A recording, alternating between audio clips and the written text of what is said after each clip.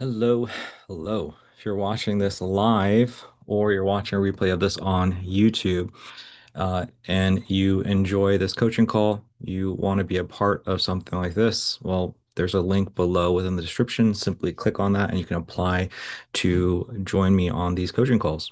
So, without further ado, I'm going to go and invite the rest of the guys in and enjoy the coaching session.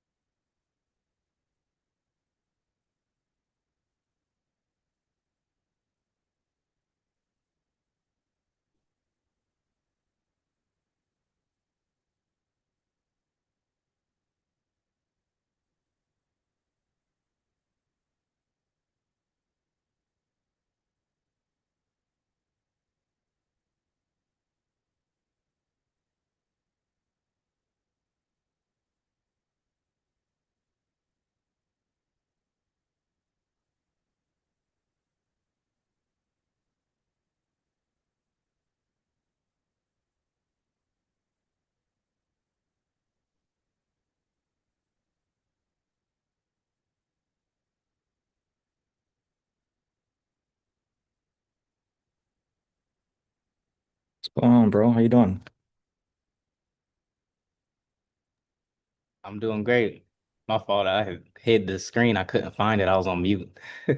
No, you're good. Hey man, we got C bus in the city. All three of us are in Columbus. This is what I was telling you about, right? Just somebody new that's hopping. Yeah. So this is the new person that I was telling you about that just joined the program. He's in Columbus too. Oh wow. Yeah. Now Oh, we got what's the big going on, three. man? Oh, for sure. So you're from Columbus then? Okay. Yeah. That's what's up, man. How long have you been in the program? I've been in the program now. Shoot, it's been I think what like 8 months, 8, 9 months now. Nice. Okay. Yeah, right. That's what's up, man.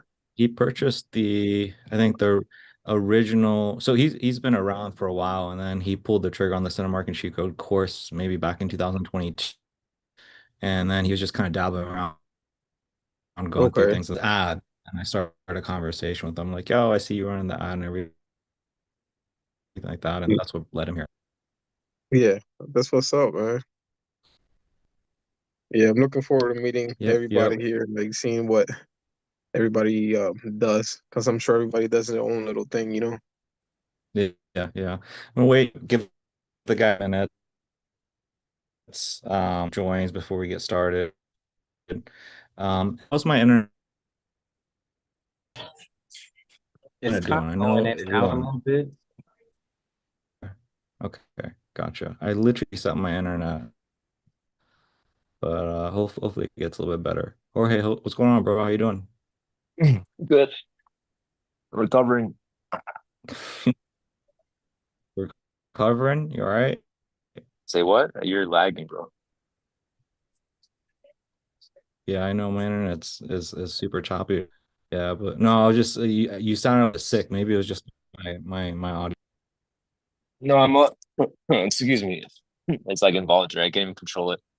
No, I'm recovering, man. The last 4 days, like I said, I was just out. And so now they told me to come in. I'm just kidding. I'm here because I'm feeling better. Oh, okay.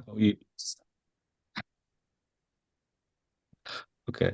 Were you turning Yeah, up or bro's what? partying on the weekends, but you already know. Look at him.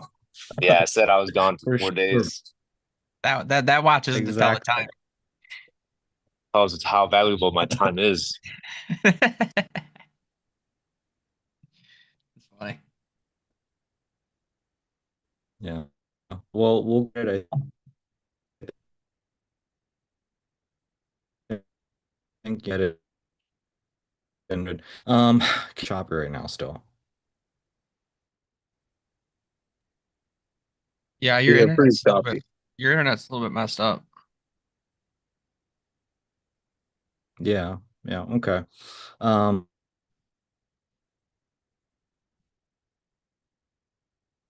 so can you guys at least hear me? Maybe I'm like visually choppy, but can you guys hear me? Cuts Even then, sometimes you're cutting in and out, to be honest with you. a little bit. Yeah. Okay.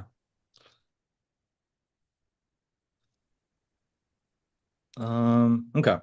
Well, we'll just keep it going, man, and we'll just keep it going, guys, and hopefully my internet because it's off here in a sec because I don't. That being said, guys, let's go ahead and get started. Guys, we have a new member.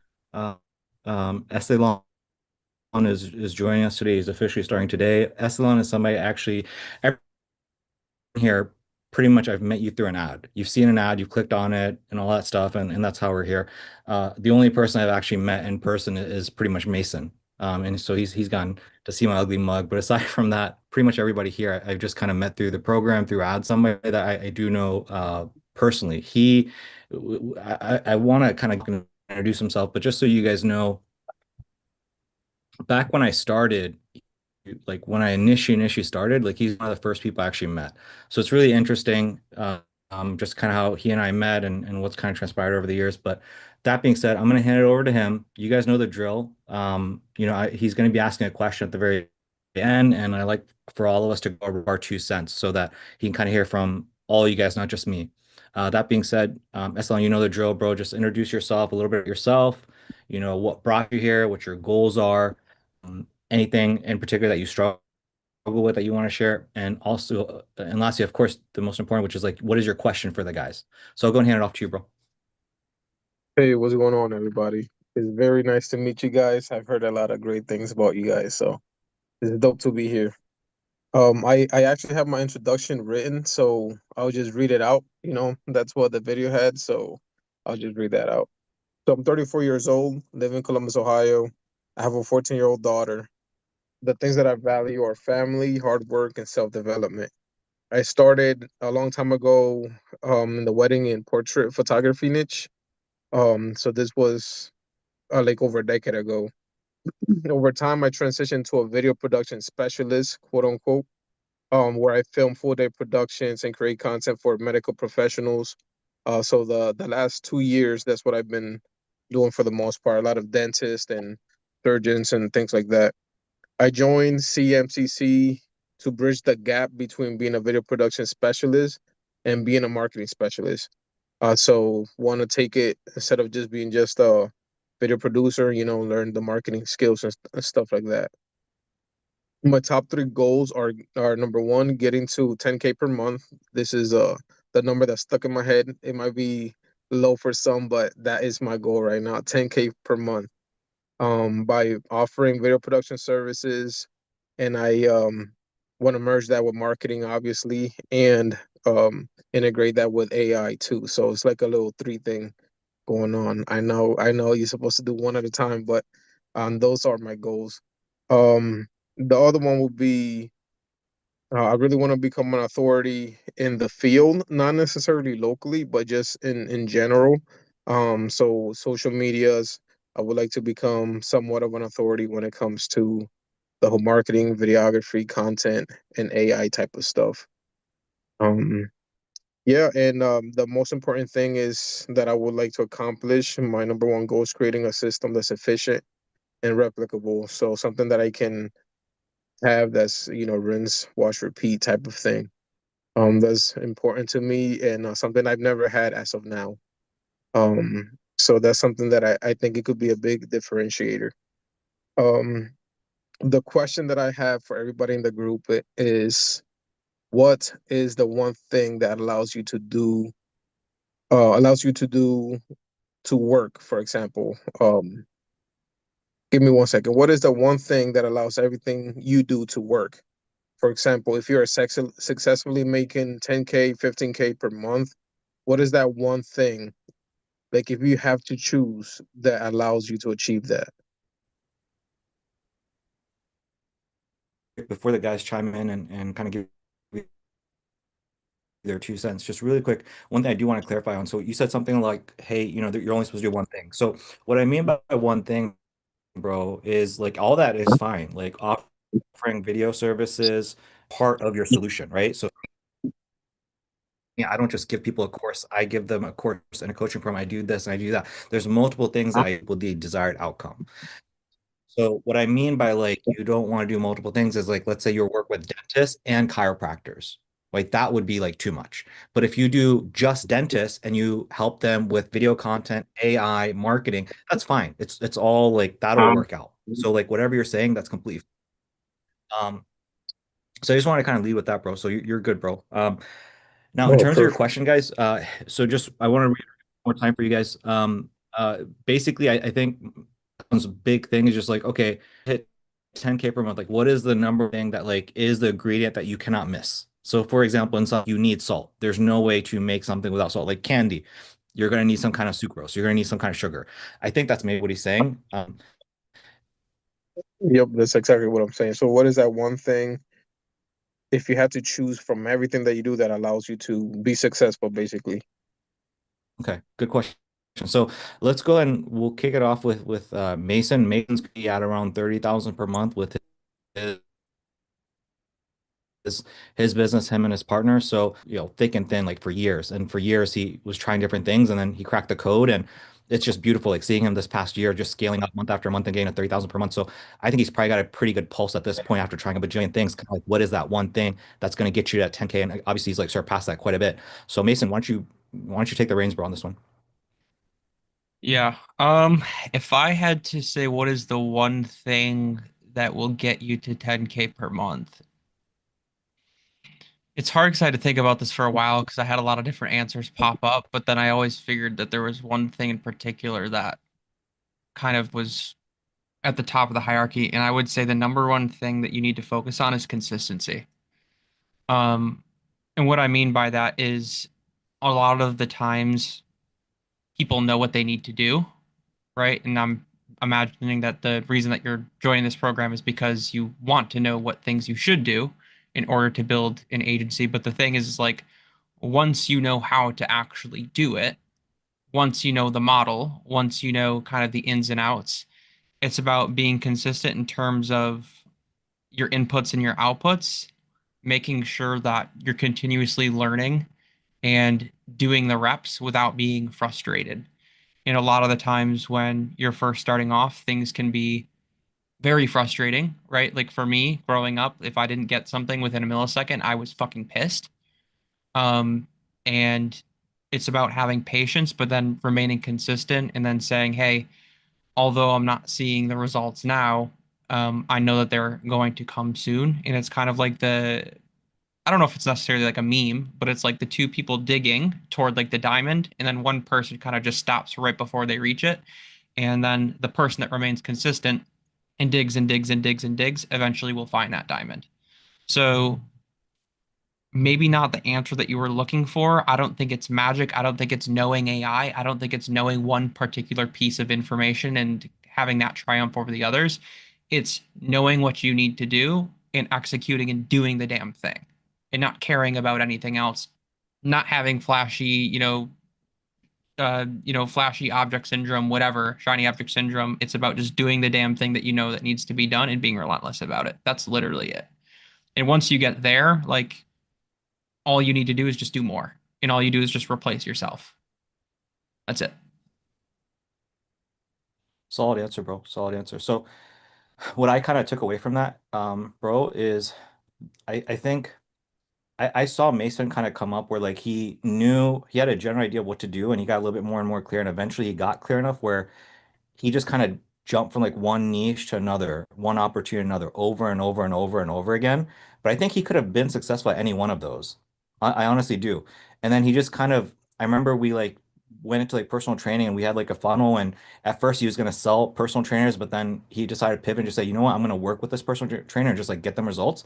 And he stuck to it. And then just month after month after month, he just like when he finally stuck to that, he's not doing anything different than if he had just like sold to personal trainers, I don't think. Not very different.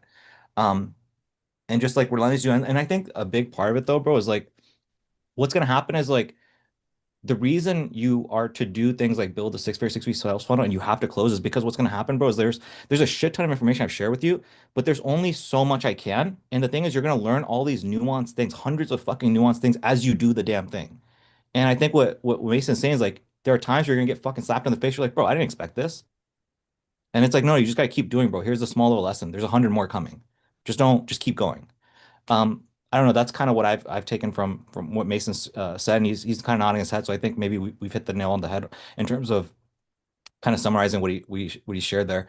Um, so I'll go ahead and pass it off now to another person. Let's go ahead and hand it off to River. Are you there?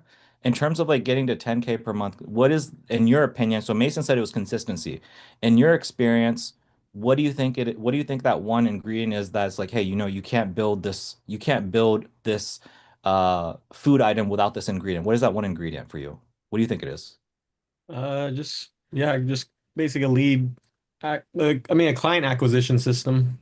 So really, just being able to always be in front of new eyes and constantly being able to attract people and not having to be so focused on just your kind of your bubble around you or just retaining the current kind of nest egg you have. It's really just having a system that puts you in front of new people every day that you can speak to. I think without that, I really don't know where I'd be. So I think, yeah, I don't know how else I can kind of expand on that, but it's really just having something that just empowers you to feel like you have a runway and this plane's gonna take off because I have a system that allows me to learn with it. Because day one, the first lead you get, you're not going to be the same person on your 100th lead when you talk to them. So having that system also builds you as so long as you kind of do what Mason said and keep the consistency. Um, and you know, and it gives you that runway to kind of um, evolve.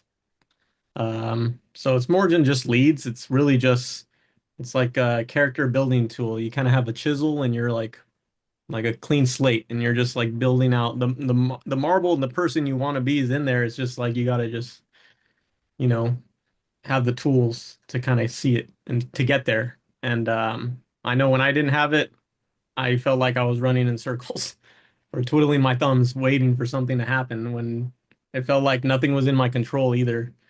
So feeling like I at least have something in my control that I can pull some levers to get leads cranking out. Um, yeah, it's a game changer. Good stuff, Rivera. So to summarize, or my 2 cents in terms of what he said is client acquisition. That's kind of what he led with. So Mason's focus is kind of like consistency. You had to be consistent. Mason's kind of like, hey, once you have a system that does work, you just have to be consistent. Rivera is basically saying, hey, you got to get the damn system. So I'm kind of hearing two things, like the same thing we mentioned in both their message. Different messages, but the fact that they both mention having a system, I think, you should have maybe something that goes off in your head. Like that's probably important. Um, and by the way, Riviera comes from the same world as you. He comes from the Real Deal Video Strategist Club and all those guys, Microform Mastery and all that stuff. So he kind of came from there as well. So you guys probably know similar people. Um, that being said, thank you for that, Rivera. I agree with you, agree with Mason. Tenny, Aiden. So these guys, their goal is to get to 100,000 per month, I believe. When I first met Aiden, not first met Aiden, but the last time he and I spoke to get back into our coaching program, his goal was like, hey, I want to scale this thing to 100,000 per month.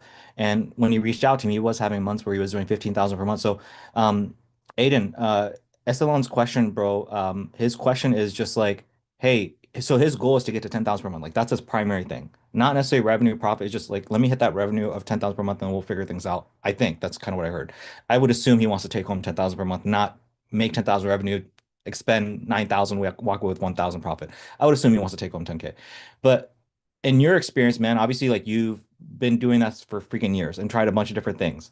Um, and surpass 10K. Like if you had to say like what is that one ingredient that without this ingredient you cannot make this dish, right? So without sugar we can't make candy. So what is that one ingredient? What is that one thing that, let's throw everything else away, forget everything else. What is that one thing that you absolutely feel like you need in order to get to 10K per month? What would you say your thoughts are on that, Aiden?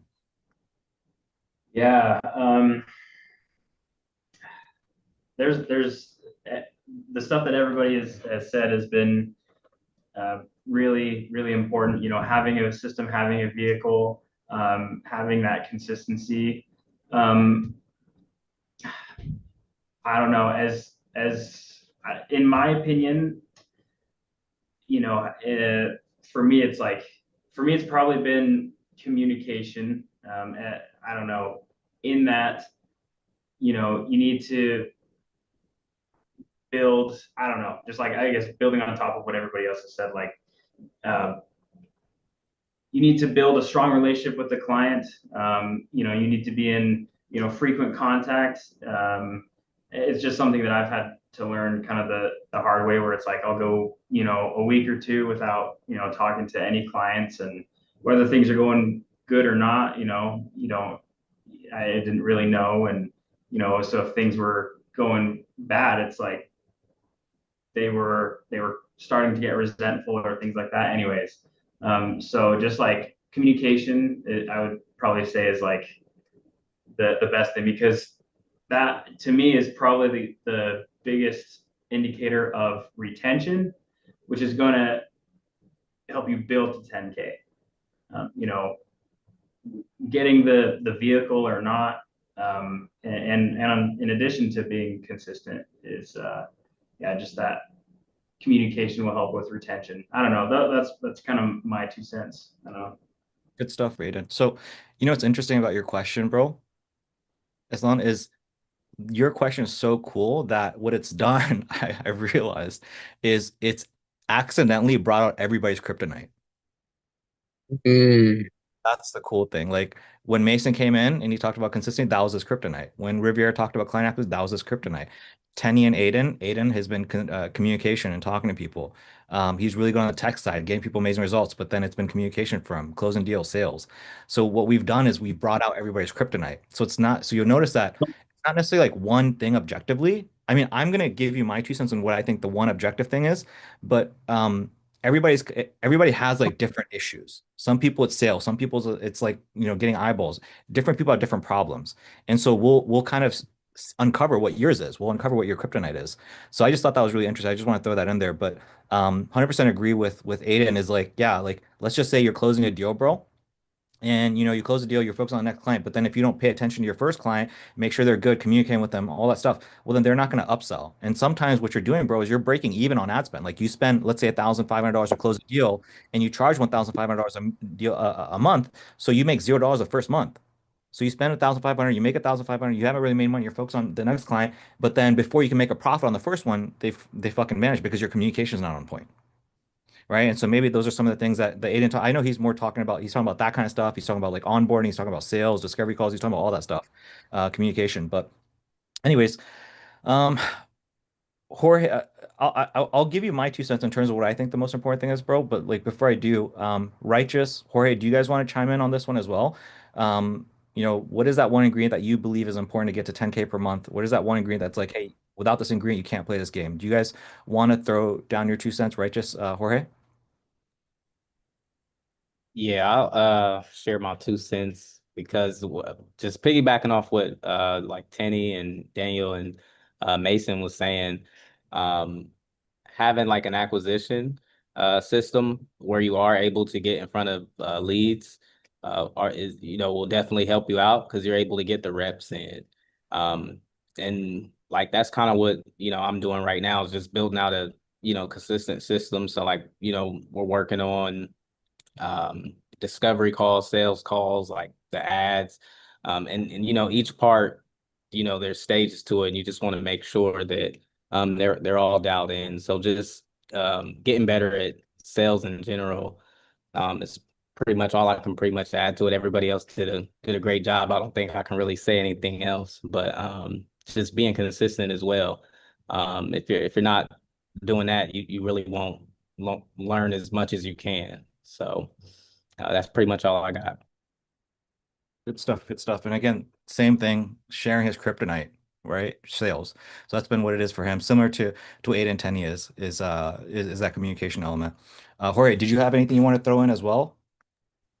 Yo, pretty much the same thing, but it's also like what I was gonna say is like similar to what Koshik said, where like throughout your time here, like you're gonna find out like what it is that you suck at. And you're gonna see maybe you're killer at sales, right? But maybe your leads suck. I mean your ads suck and you're not getting any leads to do your sales. So you're gonna find that out. And then really, yeah, it's just really just going through it and figuring out what it is so you can plug the holes in your bucket. And but yeah, for me personally, like showing the kryptonite, it's the lead acquisition system, right? Because if we just had 100 leads, every week, doesn't matter if you suck at sales, you're gonna get somebody out of those 100 leads, unless you're like terrible. So for me, it's to be that lead acquisition system, right? Having like a reliable, trusty system where you know for sure, like, so good, man. I got another one tomorrow. I got another one today. Um, you got more reps to perfect your craft, your sales. Good stuff, good stuff. Again, you're hearing a specific person's kryptonite, right? Like Jorge, the place that he's at right now, he does the sales for those people, right? He's like taking his thing that he does. So he does a 6 week challenge. He basically does Hormozi's method for getting gym clients, more clients. He runs that for the place that he's at right now. He does the sales. So he knows how to get people results. He's closing deals. But then for him, the issue that we're running into right now is like getting his ads to work. Right. And so that's why he's telling you like that. That's where it hurts for him. That's the wound that's open where we press it in and it's fucking killing him. And he's like, bro, if you just fucking give me leads, bro, I'm gonna make it work. So here's my 2 cents, man. I think everybody's brought something valuable to this. Here's what I will tell you. If I were to reframe this question of like not what is the one ingredient to make this dish work, but what is the one ingredient that you can say fuck you to every other ingredient and like completely fuck those up and still make 10,000 per month? There is one ingredient I would say. And for me, after and my opinion comes from not necessarily my kryptonite. I'm not gonna talk to you from my kryptonite because Koshik has no fucking weaknesses, bro. Get real. No, I'm just fine. But no, no, no. So I'm gonna talk to you from a perspective of having done this for a bajillion years and seeing, dozens and dozens of members come through this. And I'm gonna talk to you from a perspective of like, who do I struggle with helping the most? And what I've noticed, bro, is there's one bottleneck that I can, no matter what, I can't help somebody make money. It is very simple. And either you have to solve it yourself or you have to get somebody to solve it for you. And that is simply sales. And the reason I say but the thing is like, does the chicken come first or does the egg come first? Right? The chicken or the egg? And the thing is like, in this case, you can't do sales without a client acquisition system. You can't. Like, unless you have leads, who the fuck are you going to sell to? You need leads. You need people, or else you can't sell to anybody. But here's the thing: is I think people can make 10,000 per month and still suck balls and not have a system. Like people can just be on Instagram DM and not know, like, hey, I gotta send 100 DMs per day. Hey, I gotta nurture people. Like, I'm sorry, not even nurture, because nurture is part of sales. Communication, discovery calls, sales calls, nurture. I consider all that sales. But like when it comes to consistency, remember the 6 things: the traffic part and the leads part. Somebody can not have a system for traffic and leads, but like still be fucking around on Instagram and Facebook and like somehow getting calls. And so long as they're good at sales, bro, they're gonna close at least a few of those deals and make 10,000 per month. They can suck balls at getting people results even. I'm not talking about ethics here. I'm not talking about like, doing the right thing or whatever, but you can honestly sell people, not be the best at getting people results, lose clients and be good. If you're good enough at sales, bro, you can sell a $16,000 package. Sell one every fucking 2 months. Get shitty results. You'll still be at 10K per month.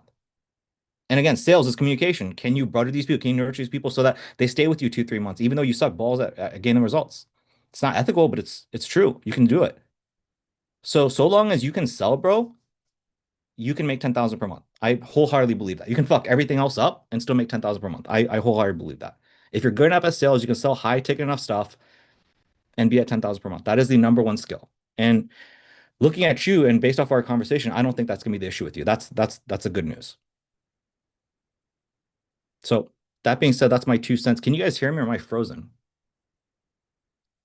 Now we can hear you. Okay, were you guys able to hear all that? Really good. Yeah. Yeah. Cool. Yeah, sales, bro. That's the number one thing I would say over and over again. The people that have come through this, and again, now Mason, you're my right hand man, bro. You've seen everything thick and thin. And this isn't me bad mouth anybody. I'm happy. I've told them to their face. Look at what issue did we run with Jacob? Sales. Rodarte, sales. What issue are we running with some of the guys right now? Sales. Cam, was he the best at getting results? He fucking had no clue how to get results. He's fucking at like dude's closing a deal every other fucking week. I'm sorry, every other fucking day. And he's not getting results. He's giving it over to Aman. He has no fucking, he's just, no. Funnel hack some shit, kind of sort of work, gave it over to Aman, and now they're making like 15, 20,000 a month. Sales. That's all it is, sales. So that's the one thing, bro. In my opinion, objectively, I would say that's the one thing. And everything everybody said here is also valid. You will have your own unique kryptonite. We don't know what that is.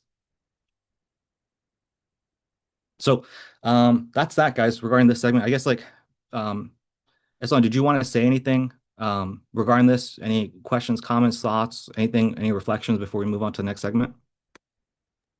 Oh no, man, that was actually exactly what I was looking for. Just seeing everybody's point of view and how you pointed out basically their kryptonite. But yeah, that's very, very valuable. Just seeing those different things. It seems to me like on average, besides sales, because I agree that's probably the most important one. Client acquisition, I've seen a lot of people vote for that. Consistency. I mean, you can't do anything without consistency, even sales, you know. But yeah, that was exactly what I was looking for, man. So everybody, thank you so much for your valuable input. Appreciate it. Yeah. And one other thing I'll say is like, so I've heard entrepreneurs like Tanner Chittister talk about this, where they say like, hey, if you're not at $100,000 per year, it's an offer problem. If you're not at 1 million per year, it's a systems problem. If you're not at 10 million per year, it's a big different problems.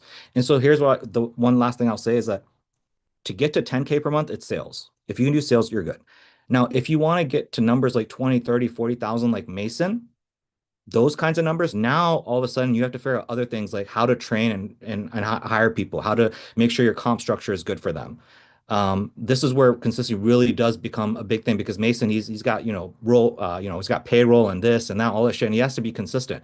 If he's not consistent, bro, he's got people counting on his whole entire business will come crashing and burning. So he's had to go from like sales as a bare minimum to now he's got to master all these other skills. So that's why he's kind of talking from that place of like consistent this and that. He's at a different level. And so he's experienced like, hey, sales is the bare minimum, dude. That's like fucking crawling. You got to figure that shit out. And I would agree. That's for 10,000. Once you get 20, 30, 40, now you have different devils you have to fucking, battle with.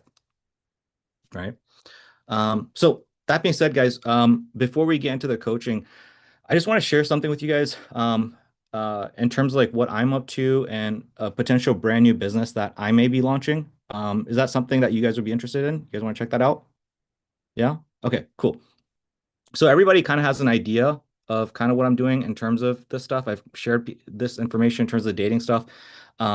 So this shouldn't be too much of a surprise, but I'll walk you guys through this. I think this will be valuable because I want to just show you guys like how I think through something from A to Z.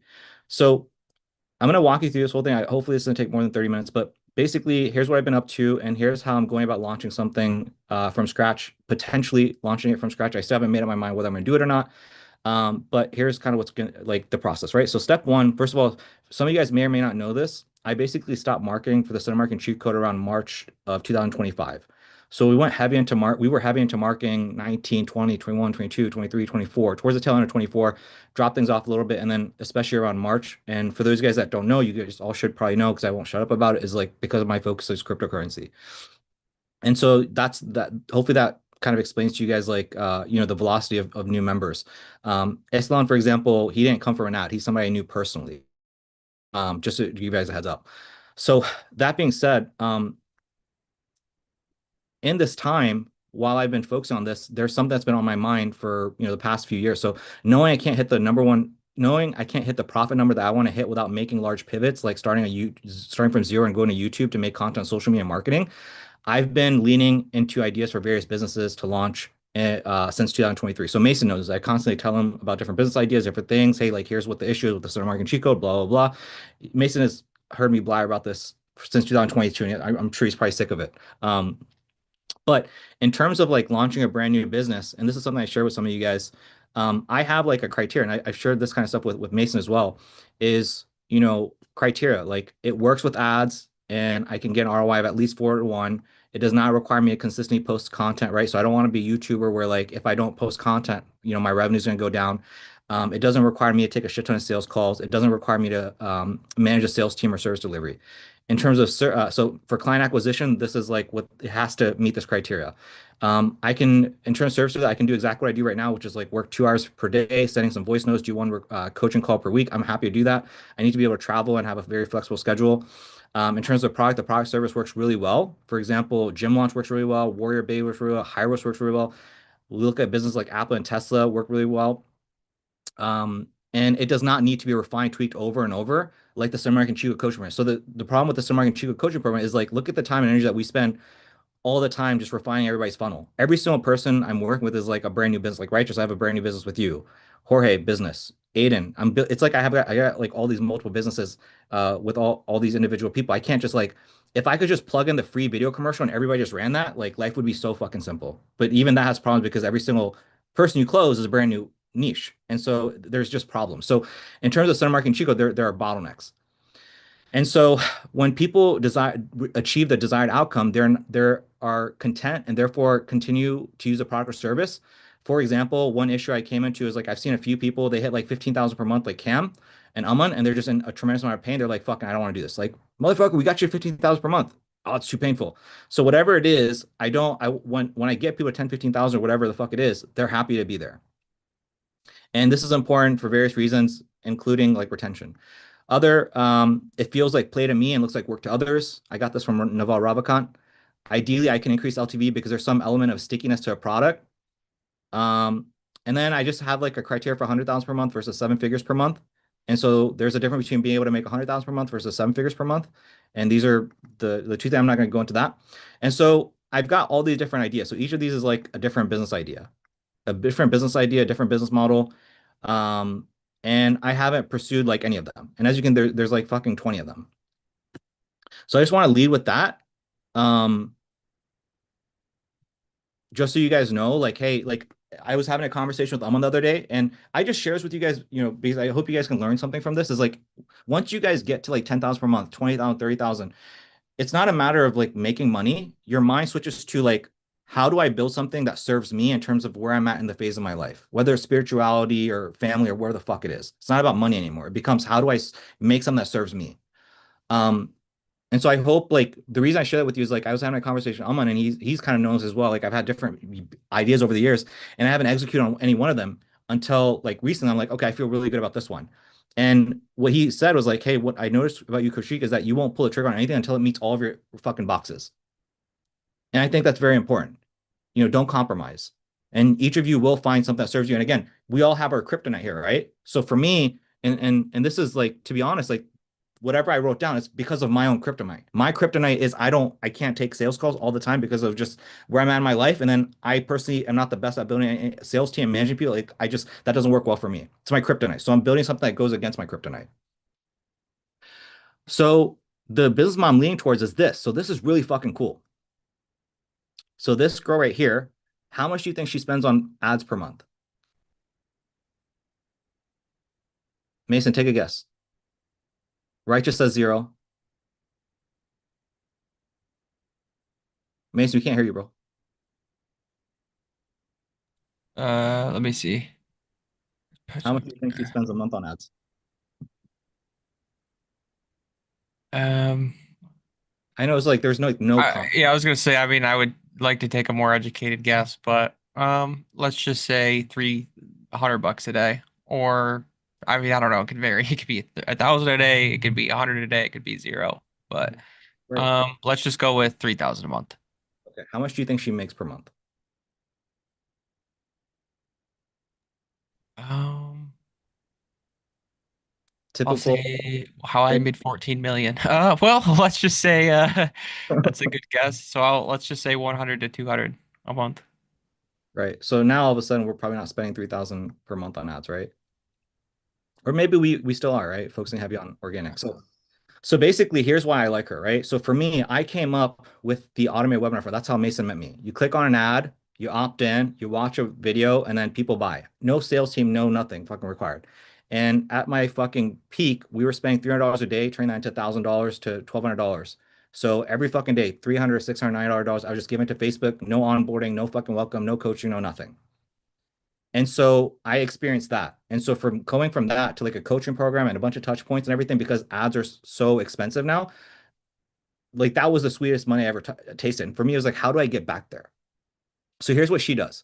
She spends $200, 200,000 per month on ads to acquire clients at break even or low ticket at break even.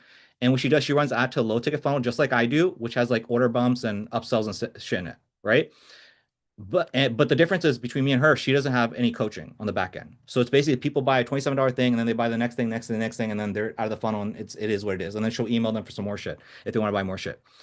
And here's how she does it. She basically, again, runs ads to break even, and then she posts 5 times a day on Instagram in order to upsell other courses. So she'll have something, da da da, comment below if you want this thing. People leave a comment, then through ManyChat, I think she's worked it out where they automatically receive something to go into a funnel, people go into a funnel, and then they buy.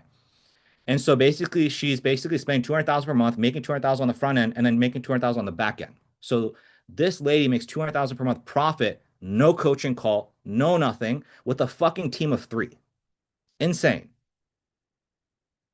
And so you might be like, okay, well, Kushik, I thought one of your pillars was like, don't create content. Like you can't be stuck in the hamster wheel. Well, here's the thing. She films all her Instagram. So here's what her workload looks like. She films all of her Instagram content one day. And every single once a month, she's basically creating a brand new offer, a brand new funnel, a brand new course. So while I have the summer, 7 days video market, summer market, you call this in that funnel, there's like maybe 5 products in there. This lady has 600 fucking products. So basically, she's got a brand new, like the way I have a low ticket funnel, I've been running that shit since 2022. No, this hoe runs one of those like every month. She runs that shit like week. She launches some new shit. And so that like really like woke me up like, holy shit, that's the amount of volume that you need to do. But here's the thing. Again, in terms of her workload, she films one day for Instagram content. She's repurposing the content. Like she finds what works. Like Mason, like you know how you're talking about like finding what works. So she found what works from other people. She found what works for her. And like she'll take one piece of content, film it like 5 different times, and then she'll post it once a month. So it's like you know what I mean? So it's very efficient. She spends 1 week creating a brand new funnel, brand new offer, nothing else, no coaching, 3-person team, extremely high profits. Her business model appeals to me. Again, this is as close as possible to the automated webinar stuff from back in the day, in my experience. This is the closest fucking thing I found after searching for like the last 3 years. The difference is I like coaching people. Like I genuinely enjoy what we're doing here. And so I plan on doing a live webinar once a quarter in order to sell people into I take a coaching program. So kind of like Hormozi's thing with the $100 million models thing where you did an automated webinar, sold that shit. So I'm going to do that once a quarter. So I'm going to sell a bunch of people at break even, use content to upsell, emails to upsell, and then once a quarter, funnel all those people into a live event and then do a live event, something like this, and then sell people on a 5K thing. No sales team, nothing like that required. So that's the idea. So this way I have my cake and I eat it too. I have the work-life balance I want. I get to coach people and do all that stuff that I want to do. So that's what made sense to me. So I just want to kind of share that with you. Again, the reason I hope you guys are all learning from this, it took me fucking like 3 years to find this shit. Like I just looked after looked after looked after looked after looked until I found something that like suited my needs. Now, here's the thing. There's another potential opportunity. So you guys might know this person. This is Michael Tobin. If you guys don't know him, he's actually the guy that recorded the Cinemark and Cheat Code workshop. So he recorded the whole thing. So Mason's met this guy. And so this guy right now, I'm not going to share his revenue. He's making 103,000. He's got 103,000 subscribers. But I've noticed since day one. I've noticed since he's got like 5,000 subscribers. I know the amount of revenue he's at. He's not making nearly as much as he should be making. And so he came and he's like, Kushik, well, help me make more money. Like help me automate, help me figure this shit out. So here's the crazy thing. He had in one YouTube video, he makes 68 sales. So actually might have the number. So I drew this out for him actually. Yeah, I built this shit out for him. So we met recently a few days ago. And what I said is like, okay, what we need to do is we simply need to add on more products and build your funnel, low ticket funnel like me. So basically what he does, he has his YouTube content and people click the link in his bio and they buy his fucking course. It's like $27. That's it. No fucking upsells, no downsells, no nothing. This motherfucker's crazy. So I was like, okay, let's sell your iPhone guide for 50 bucks, and then let's add an upsell that's like 10 bucks, like best iPhone rig, and then another order went for 10 bucks. Okay, now average order value becomes $55 instead of $50. And then what we're going to do is we're going to sell a premium course on the next page for $497, which is like, okay, how do you use this content in order to become a full-time content creator? So we'll sell that for $497. And then on the next page, we'll get people to book a call with you to pay you $5,000 for your coaching offer. We're going to walk them through how to actually do this stuff. And so here's how the numbers work out. If he's making 10 YouTube videos a month, that's 680 sales. 680 sales times an LTV of 55 is $37,400. 10% of those people buy this, we're talking about 33,000 here. 10% of people that buy this, buy his coaching program, we're talking about 340,000. So if he makes 10 YouTube videos, this dude, Michael, can get to like 400,000 per month. And maybe not forever, but at least the initial batch while he's got a shit ton of people that are his fans, for sure. So he's sitting on like a fucking 400,000 a month. I can guarantee he's not doing that. And so what he's talking to me about is potentially partnering up. So I just want to lead with that as well. So how does this all tie together? It does all tie together. But now I'm going to kind of get into the meat and potatoes of like the business that I am going to be building. So I share this with you because this is what my heart is leaning towards. This is what I really want to do, but it's going to take a bunch of time and energy to really figure that out. This one is like a thing I can probably do within like 2-3 months. I don't think it's going to be too hard to do. I think just building him a low ticket funnel. I don't think I can build him a sales team and all that stuff, but I do think that we can do like an automated webinar. I'm sorry, like a live webinar. You can sell a shit ton of people into this high ticket thing. Now, here's the thing though. So the reason I'm sharing this with you is like how I'm making a decision of like what I'm going to pursue. This is the long-term thing to pursue.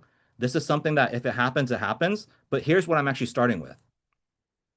So I'm starting with the dating thing. So I basically built out something to help men with dating that I think can do really well. And I'm gonna start with that first because a call funnel is gonna be way faster to launch and test for me than posting content daily for 3 months, trying to make a sale just to test and see if it works. And again, I'm talking about this business opportunity up here with her. So what am I doing step by step? And this is the part that me and Potato, this is the thing that you guys all probably want to hear. So step one, what I did is I built something for myself. And this is super important to understand. A lot of people that are in here, like, I'm like, okay, pick a niche. Now let's pick a funnel. Let's build this automated, let's build this fucking slideshow and like doctor all this shit and like try to make sales. The truth is that's not the way most extremely successful people have done it. The truth is that most businesses start with hands-on experience solving their own problem first before rolling out to the masses. If we look at Alex Hormozy, he solved his own problem first before he started Gym Launch. If we look at Alex Becker, he solved his own problem of attribution before he rolled it out. If we look at Cole Gordon, he was solving the problem of hiring and training sales reps before he rolled out an offer. So these people that are extremely they're very successful is because they have hands-on experience solving the problem themselves first. So that is something I want to bring up. So think to yourself, like, do you have a problem that you solve already? Step two is I then saw a 7-figure opportunity. Like, to me, it's just very obvious. Like, I just did the math. I'm like, okay, how much does it cost somebody that makes 6 figures, 150,000 to book a date? The crazy thing, it's about $1,500. All the way from swiping to conversating to doing the first date, the number is about $1,500. It costs the average man $1,500 for one date that makes 6 figures plus, which is insane. So I'm like, okay, I can get that same motherfucker a date for 50 bucks. 50 bucks versus 1,500 bucks, massive difference. So that showed me like there was an opportunity there. Step three is I look for, now here's the important part, okay? I look for somebody to model. I have never built anything from scratch, ever. In terms of my automated webinar, in terms of low ticket funnel, I modeled Parker Walbeck. Like the automated webinar, my low ticket funnel, like the words verbatim are pretty much fucking Parker Walbeck's.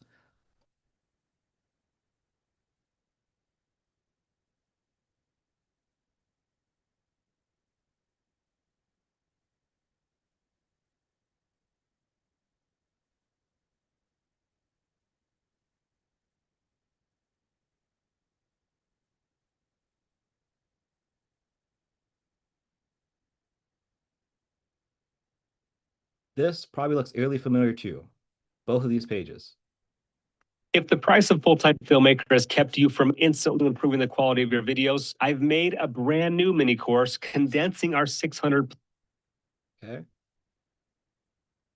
And brands made if the price of the Center Marketing cheat code has kept you from building a video marketing agency that generates multiple 6 figures, helping businesses and brands, made a brand new course condensing the 50+ hours of course material.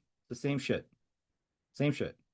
And so all I did is I went to his stuff, I saw his video, I saw it was working, I saw the layout of his page, and then I studied somebody else who's also crushing it, which is Paul Xavier, and I basically kind of used Paul Xavier's page. I used his page because I thought it was better, but then I used Parker Walbeck's video. And I titled mine like 7 Days Video Marketer, and I think Paul Xavier's is called like 14-Day Filmmaker.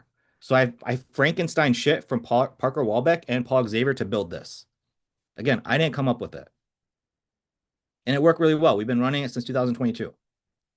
So for me, and hopefully you guys have noticed this pattern, it's like research, taking time, energy. Like Estelon, this is what I meant, bro. Like being very taking your time and energy to make a decision, like really studying things, studying the market before you come to any kind of conclusion. And so it took me a long time again to figure this out. And then when it came to building this funnel, it's like I'm studying. I'm studying for I think months before I built this thing out. But then because I took the time and energy, I did the research, boom, it just worked. And so yeah, basically I never built anything from scratch. I modeled. And so I did the same thing here, right? So basically, I came across a brand that I feel like is high value, and I saw a podcast with Tanner Chister with this guy. Anybody that's ever You played. guys have you guys ever seen this guy? This is who I was telling you about Mason the other day. I told you about him a few months ago. He owns Superhuman. He used to be a NFL player. Yeah, I know. A lot of You know people what a lot of people troll him Yeah, a lot of people on his troll him. ads, but yeah, it's cool what he does. He definitely has like a very like high defined niche. And so he sells personal training to people just like you guys sell personal training, right? And he has a female line too. They just launched a female line, by the way. Yeah, no, I know who the lady is as well. Yeah. Yep.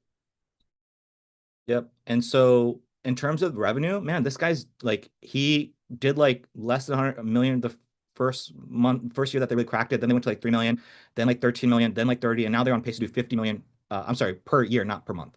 So this guy's on pace to do 50 million per year. And so I've seen his ads for a while, and I'm like, and I didn't think much of it until I thought about, okay, who am I going after when it came to the dating offer? I'm going after people that make 6 figures. I'm not going after like your 20-year-old that's in college trying to get him a date because it costs freaking $5 per message. It costs money. It's way cheaper to fucking go on Tinder than to use my shit. Way fucking cheaper. But the people that would want my shit is people that want to save time and energy. So I came across a brand that I feel like is high value, which is him. He goes after men that make 100,000 plus per year. And here's the thing: is I watch this podcast. Another tip I'll give you guys is so much of the shit I learned is from fucking podcasts. This lady, I found her through a fucking podcast. I watched her. I saw a podcast with her on Ryan Pineda's channel. This one again, I found through Tanner Chister. By the way, Tanner Chister, if you guys don't know, like write that shit down. Watch his shit. Watch his podcast. You'll learn so much shit. So, anyways, basically I watched that and I saw his numbers, right? I saw that he started off selling like 2,000, 3,000 packages, then 4,000, then he moved up to 10,000 and he shared how he did it. Like Played an NFL game. It's like you've got like everything, like all the fucking secret sauce, everything is within this fucking podcast. The way they have their business set up and like different fucking sectors. And I sat there and I'm like, okay, this makes sense. I can do this. And so some of my notes are below from the podcast. So, anyways, what am I doing now? I'm at step 4. Step 4 is recording all of his ads. So this is why I tell you guys all the time is market research funnel hack. So like literally before this, I'm here like recording all of his ads. I'm screen recording every single one of his ads. I'm seeing the difference between all of his ads and I'm transcribing them. And I know that I'm going to try those ads out.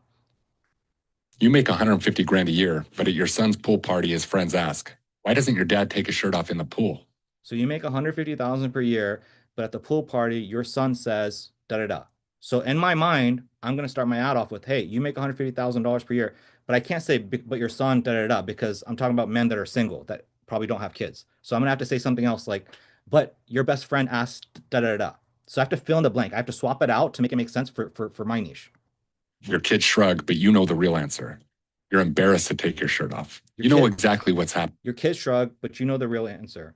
So your friends shrug, but you know the real answer. It's because they don't want to take you out because you're the fucking loser that's super awkward around women. Every handshake feels weaker. Every mirror tells the truth. Every room you enter, you're the beta with more estrogen than testosterone. You've built wealth while destroying the one thing. And the thing is, like, I know this marketing works really well because that's what he went over in this. He said that he was trying a bunch of different ads. He hired a bunch of different coaches, but the moment he changed his message to like fucking cut people and all, like Mason, you're talking about like how he gets trolled. It's because of that his business works so well. It's because his shit is so fucking polarizing. And Yeah. so to 99% of people, like it's not gonna rub them the right way. But to the people that actually are buying his shit, like it's exactly what he needs to be saying. His shit is like spot on. So I know that I'm gonna model that guy. And so right now I'm in the process of just recording all this shit, just like I did with Parker Wallback, just like I with Paul Xavier. I'm just recording all their shit, transcribing all their shit. The next step is actually opting into the funnel and documenting the entire process, like all the emails they sent me, all the texts they sent me, the discovery call, the sales call. I'm gonna document the whole thing. I'm gonna loom the whole fucking thing. I'm gonna study it relentlessly. Then, but the thing is, I'm not gonna launch with that. What I'm gonna launch with is actually a simple gray background ad, just like the same one that we all do here. And then what I'm gonna do is I'm gonna take some sales calls for research. And so here's what I'm gonna try to figure out. I'm gonna try to figure out how to fill in the blank in terms of modeling him. So here, like literally what I just meant is like in terms of his ad, like that part where he like says something, I have to figure out how to substitute words to fit it into my niche. So I'm gonna say what the fuck he says. So I'm just gonna substitute, just like again I did with the Parker Wallback video. So I'm gonna ask questions like, hey, what do they really struggle with? What are the consequences that they, of that struggle? What all have they tried? What kind of marketing do they like versus not like? And then in order to actually get some sales and testimonials, here's the offer that I'm gonna make them. Hey, I'm gonna probably do it on the discovery call. Hey man, look, in terms of this thing, it's 100% free. All that we ask is for a testimonial because we're just brand new launching this thing. If you want to hop on the call, show you how all this stuff works. Da, da, da. I'm gonna make it irresistible to actually hop on the sales call. And then when we do the sales call, basically I'm telling them, hey, look, this is 100% free for a week. All I need from you is you give me a testimonial. And then if you want to do it after the week, it's $2,000. I'm gonna be charging $10,000 for this thing. And my guess is that 1 out of 10 people are going to go and say, yeah. 1 out of 10 people are going to pay that $2,000. So I'm going to have a shit ton of testimonials, make some money from it, liquidate ad spend, be profitable right from the get go. And then I'm going to launch the actual ad. Then I'm going to like actually build the funnel with all the content, all that stuff, make it like look sexy and everything, then launch it. So, anyways, I just want to go and share that with you guys really quick. I don't know if you guys found it interesting. You guys fell asleep during this whole thing. But questions, comments, concerns, thoughts, anything. I have a question. Well, first, yeah, it's very interesting. And By the way, so the bro, question, I still yeah, remember how I was telling you. Remember I was telling you, I was like, man, I don't have the time and energy for this right now. It's because yeah, of this. This is what's required. Right? This hopefully things are kind of clicking for you now. But anyways, yeah, go it's ahead. a I'm sorry. lot. It's a lot. So everything that you're doing, right? So you're doing basically watching exactly what that guy does and studying it and all of that. Are you able to do that only because you can kind of use the like the messaging for it? For example, what I'm trying to say is like, would someone who's doing a medical spa or doing a jujitsu gym be able to utilize his messaging, or is it only because you can kind of put them together? Good question. Yeah, it's so the reason I'm specifically going for him is because you can't just model anybody, right? Like, so if I look at all the people that currently sell dating right now to men, if I try to, I can model any one of them, but and it probably would work. I could probably find one and I'd be like, I'll model this guy because it's already working for him. But I don't want to. I decided that this was a much better route because none of those guys. Here's the thing: none of those guys are selling to men that make 100,000 plus. My specific avatar makes 150,000 plus. That's who I'm selling to. So when I saw his shit, I'm like, oh, he's going after these high value rich men. And my messaging is similar, which is like, yo, look, bro, like you got money, you got all this shit, but you're missing one thing. For him, he's saying, hey, you're missing like a good physique, a good body. Me, I'm saying, hey, you're missing like hose and a social life in that. So I'm just gonna swap that out. So I don't know if that's making sense. It's like he has the avatar I want, and so that and I just feel like I can kind of give off a similar vibe in terms of like being serious or whatever. So that's why I'm going after him. Got it. Okay. Yeah, good question though. It's complex. I don't know that I just did the best job in terms of explaining why I modeled him specifically, but it's because he's going after that person. I saw the podcast, I saw his numbers. Uh, it makes sense. I think his cost per book call, I think was like 100, $200 or something, or $200. I did the math. I'm like, yeah, it makes sense. If I sell a $10,000 thing too, make a year-long program, like my numbers will work out too. So Righteous, do you have any questions about this? Questions, comments, concerns, thoughts? No questions. It is really interesting. I like how detailed that you are. Like when it comes to like making a decision, like you look through everything thoroughly. And that's probably like one of the problems that I was having. Like I would just see something and just kind of run with it instead of like asking myself, why is it important and things like that. Um, but that's all I have right now for this. Cool, cool. Let's see here. River, do you have any questions, comments, thoughts on this? No, I think it looks dope. And I guess you're starting with the dating thing first because it's easier versus going with that other woman's business model. Yeah, and here maybe this is a little bit more advanced and meta, but here's kind of and so again, I'm always trying my mind is always how do I be as efficient as fucking possible because I know the amount of time and energy that goes into building something, as you guys all probably know as well, as you guys are building more and more things, is I thought to myself, let's just say theoretically I launch a call funnel and I make this work. Okay, I launch a call funnel and I make this work, and I have cash flow coming in. But the thing is, like, I actually like personally really enjoy like men's health, development, dating, relation. Like, I enjoy talking about that shit. So, like, if I could make a business where one of the problems with the Cinemark and Chico is I don't fucking enjoy talking about video. I fucking hate that shit. I'm not gonna fucking talk about like lighting your bullshit, motherfucker. Like, fuck you, suck a dick. But I do like talking about this stuff. I really like talking about like self-development stuff. So I thought to myself, I was like, okay, if I can make this call funnel work, can I also then do something like this where I then create 30, 60 days worth of content about men's health, dating and shit? Because I actually would genuinely enjoy it. And then if I get this shit cracked, if I can make this work, then maybe I pivot away from this in terms of the call funnel. I'm just doing this for client acquisition. Then once a quarter, I'm selling people on like this dating thing. I don't know. The wing girl method. I've heard of the wing. Yeah, yeah, yeah, Marnie. Check into her as well because she kind of seems like that would be the route. Because I know it seems like I'm thinking about the model, and I feel like she does the same thing where she just has like all these posts and kind of She's big on YouTube. there's not she's big on YouTube, but I don't think that like there's I mean there probably is, but I don't think there's necessarily a guy version of her necessarily. What do you mean? There's a, Like there's a she ton, there's go a ton, ahead there's like a ton of guys that like teach dating and stuff. that sell like a big Like a dating coaching offer. Like, yeah, dude, it's fucking saturated, bro. There's so oh many. really? I did not know that. That's that. So yeah, sorry, bro. I should have probably clarified. That's the reason I'm doing this. Is like, there's like, bro, you know how like the videography niche. I don't know. Maybe there's like 20 of us, bro. In the dating, you know how many there are, bro? Probably like 100 to 200. It's way more fucking saturated. You've just only No, seen. that's nothing. 100 to 200, that's fucking nothing.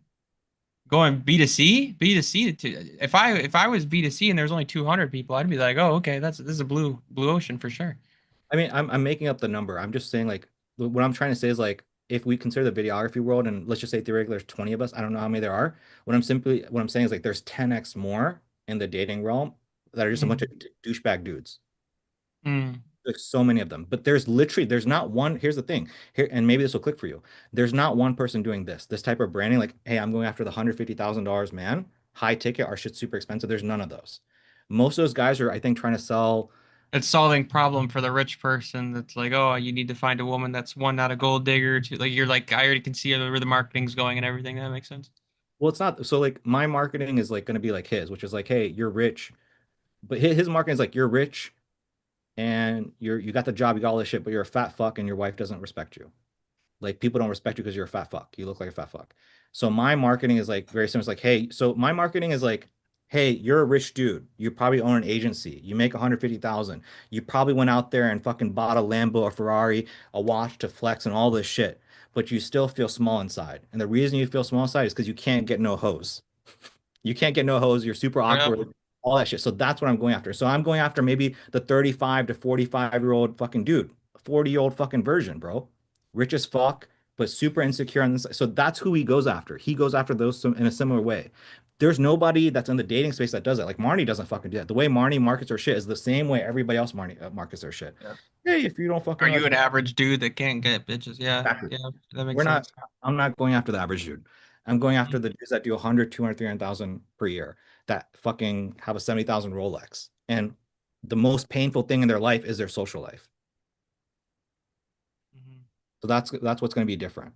So it is. So in that case, it's going to be a blue ocean. Um, but yeah, other thoughts, Mason? Questions, comments, concerns, thoughts on this? I think the only thing that I would be concerned about with this is getting like I can see the objection coming up of like, yeah, people would have that amount of money and they probably could spend it, but it's like, why the fuck would I spend, I mean, I don't know what you're gonna price this thing at, but it's like I can see people being like, no, I don't want to spend that. Like it's not that big of a deal or issue for me. We're only going after the people that it is a big deal for, right? I mean, yeah, but do you think that they would, I don't know. I I mean, mean, I they're guess it depends on how much pain they're in, but at the same right. time, like maybe I just can't relate. Yeah, you can't relate because you get pussy. Yeah. Listen, Well, okay. Well, I can't really comment, but so no, I'm joking, but like, so if you think about it, it's like the people that pay John Matson, you know how much he's charging? 10 grand, bro. for the So why, year, yeah, it's a year-long program, 10 grand. So same yeah. thing. Like, why would they pay 10 grand to him versus like 5 grand or 4 grand to another coach? And so here's the math that I did earlier, bro. I don't know if you caught it. If somebody makes like, here's the thing, if you make like 200,000 a year, Hmm.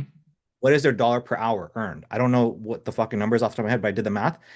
And that person, if you equate the amount of hours that they spend swiping, the amount of hours that they spend texting, the amount of hours to nurture the date, show It'll up on the equate to be the same. Okay. it's Or literally more.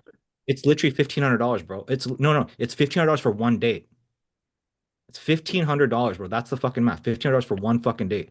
So, and then versus my date is literally $50. That's the fucking value prop. I think it'd be cool. It's kind of like fucked as well. It's like, well, it's kind of a good problem because like I'm thinking about this deeper and I'm like, okay, because they're probably gonna be all excited that they're getting all these dates and then they're not gonna stop using the service because they want to continue to get the dates. So I like what are you saying? Like, is that a problem or what's the question, comment, concern, or thought? It's just an interesting model because what do they do? Do they like re-up for your help and to do the marketing, I wonder? So I was initially thinking about that, but I was like, okay, what if I charge 5 grand for this thing, and I only and it's like for 5 grand, it's like a 2 month service or 1 month service. And then I was also thinking, so those are some of my thoughts. Other thoughts are like, how do I make this into a coaching offer? Because I don't want to be sitting there like fucking setting up the ads and doing all this shit. I don't know. I haven't fully solved that problem, but like as of right now, the thing that makes the most sense to me is like charging 10K and making a year-long thing, and us potentially setting up the ads and then giving them a course and all this shit so that they can tweak up the ads and tweak everything up on their end. The thing is also if we're going They're after not them, gonna want to do that. They're not gonna do that. They're definitely not gonna do that. Yeah, I yeah. see the issue. So if they're making like 300,000, bro, they're not fucking trying to be in the ad account tweaking up some shit.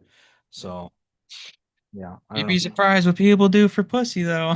I'm telling you, we learning a lot of new skills. All right, hold on, I gotta take this phone call. It's true. Dude, I Uh, used You have to. like account managers for that, something like that, like an account manager. Yeah, exactly. So it's gonna be like, so Yeah. it's gonna be like one person that does the discover sales call, and then it's like one person that here's kind of what's going through my head, like a checklist. Okay, step one, I have to go through their Instagram, make sure all their images are good. If they're not good, I have to do a fucking photo shoot. I have to get them to send me photos, and I have to use AI to fucking build up their Instagram. One person needs to be in charge of that, and then that same person can be in charge of like running their ads. So it's like one person can handle either one person does all the creative side, one person does all that ad stuff, one person does all the coaching. I don't quite know yet. I don't have like all that stuff worked out in my head. Um, but anyways, other questions, comments, concerns, thoughts on this? There's money to be made. Dude, I told you how I was kind of in the pickup world back in the day. I used to film for Simple Pickup. I used to film for Honest Signals, Vadim, all the major players back in like the 2012, 2013 era. And yeah, they were charging like freaking 8K for a boot camp for 2 days, dude. And it was like, dude. And then when I would talk to the clients, because I'm out there filming them, and Vadim's going out pointing to the hottest blonde, and that way he could get over his butterfly, bitch butterflies or whatever.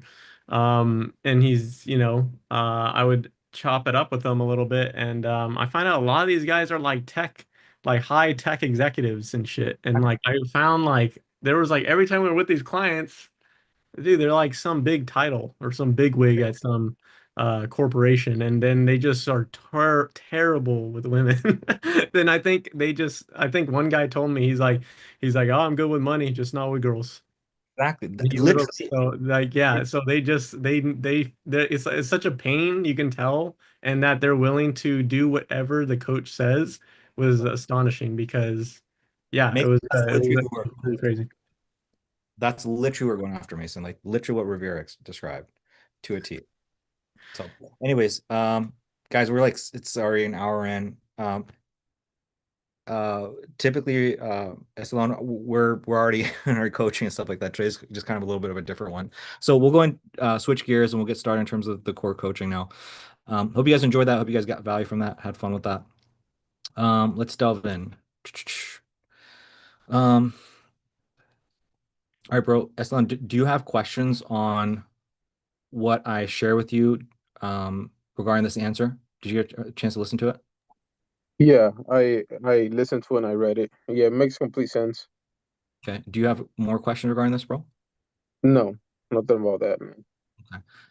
Other questions, comments, concerns, thoughts? Right now is the time. You know, we can spend 15 minutes here, 30 minutes here just talking, bro. Other questions, comments, thoughts. It can be about now, it can be about the future. Something with that question that I had, um I guess the big dilemma was for the last, I wouldn't say few months, I've been wanting to stop posting on my business slash personal one, and then just convert everything over to like a company one, so that way I can kind of separate the two. I haven't done that yet. So I guess that's why the dilemma happened, because I had to start getting things ready for when the ads are being ran. Um, but in general, that makes sense, and I guess from what I see in acquisition and other businesses, I could still post photos of myself in that company, quote unquote, page.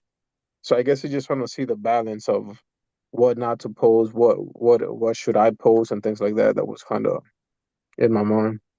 Yeah. Do you know how to like how you're gonna go about it now, or do you want me to do you want to like maybe pull up your Instagram and we can talk about it real quick? I think I have a good idea. Basically use the Instagram that I have now, the business personal, the Stalon Martinez one. Put more content in there, video related. Um, that's all I have there, anyways. And then use that one for the 6 week or the 6 figure 6 week one. And then the one that I really want to put like everything into will be the one that will be getting niched down. Yep. So I think, yeah, that's pretty much what I had in mind too. Yep, exactly. Don't overthink it, bro. Like I've already seen your Instagram and you have enough content on there, like showing you behind the scenes, like, shooting some stuff and some work. You just keep that, add a few more posts regarding marketing ads and you're fine, bro. It shouldn't take you that long. Um, and then when it comes to niching down, like, yeah, that's a whole nother thing. We'll figure that out when the time is right. There's a bunch of strategies. He's really good at organic, for example, and I'll share those techniques and everything with you when the time is right. It's not something you need to stress or worry about right now. But yeah, what else, bro? But that's it, man. Appreciate it. Going through week two tomorrow. So I guess from there we'll just take things one day at a time. Okay. So Hopefully you're by this week, go ahead. I can start running some of the ads. So Good, bro. Yeah, you're moving at like the perfect pace. Like I've been seeing you go through the material and everything. My goal is like, I guess so. So you're in week three in terms of like building out the funnel. So you're probably at the stage of like how to brand your Instagram. After that, you're gonna move pretty fast, and then you're gonna have your ads launched. Honestly, like that content. I mean, I think you could probably get it done. I don't know if you're like busy, like what your schedule looks like, but like let's just say theoretically you grind it Tuesday, Wednesday, you could probably have that bad boy launched by like Thursday. And then yeah, let's you had it launched by Thursday, Friday, Saturday, Sunday. You have like 4 days worth of discovery calls and stuff. You might even have like one or two sales calls within that day. So this time by next week, me and you can talk more sales. Like, hey, bro, I had this specific situation. How do I handle that? Da da da da. That might be like literally this time next week. all right. You know. Anything else, bro? Anything like what are your thoughts as you like go through material? Is it like overwhelming? Are you feeling okay about it? Um, It's not overwhelming. I can comprehend like things that I'm listening to, and the one thing that I'm concerned about is when I need to know one of those things, am I gonna remember it? mm, Um, because it's so much like while it's going on, and then also the style of it is like don't take notes. You know what I mean? So I'm trying not to take notes more so because I want to watch it and stuff. But um, yeah, that's my only concern was like, all right, so when I need it, am I going to remember it? But I'm also thinking that when we're building things, it's going to be in a different section, and I won't need to like memorize the thing from the workshop type of stuff. Yeah. Here's the thing is like I remember I kind of learned this in like college from a professor. They were like, "Hey, stop fucking memorizing this shit." And there's like a chemistry class, like just understand it. Understand the chemistry. Understand the fundamentals. If you understand it, you're gonna be able to solve a bunch of problems. Right now, you're just trying to fucking memorize all these formulas. You don't have to memorize anything. And that's kind of why I lead with like don't take notes is like the more like again, like if you really understand the six to the 7 9 figure machine, right? If you really understand it, when you have a conversation with somebody, bro, you don't need a fucking script. Like, hey, I gotta fucking like, what are they doing for traffic? You don't need a script of like what to say. You're like, okay, you're posting on content on Instagram. Okay, cool. How often are you posting content? How many views are you getting? Okay, their traffic is fucked up. Okay, let's just say you're running, the content there.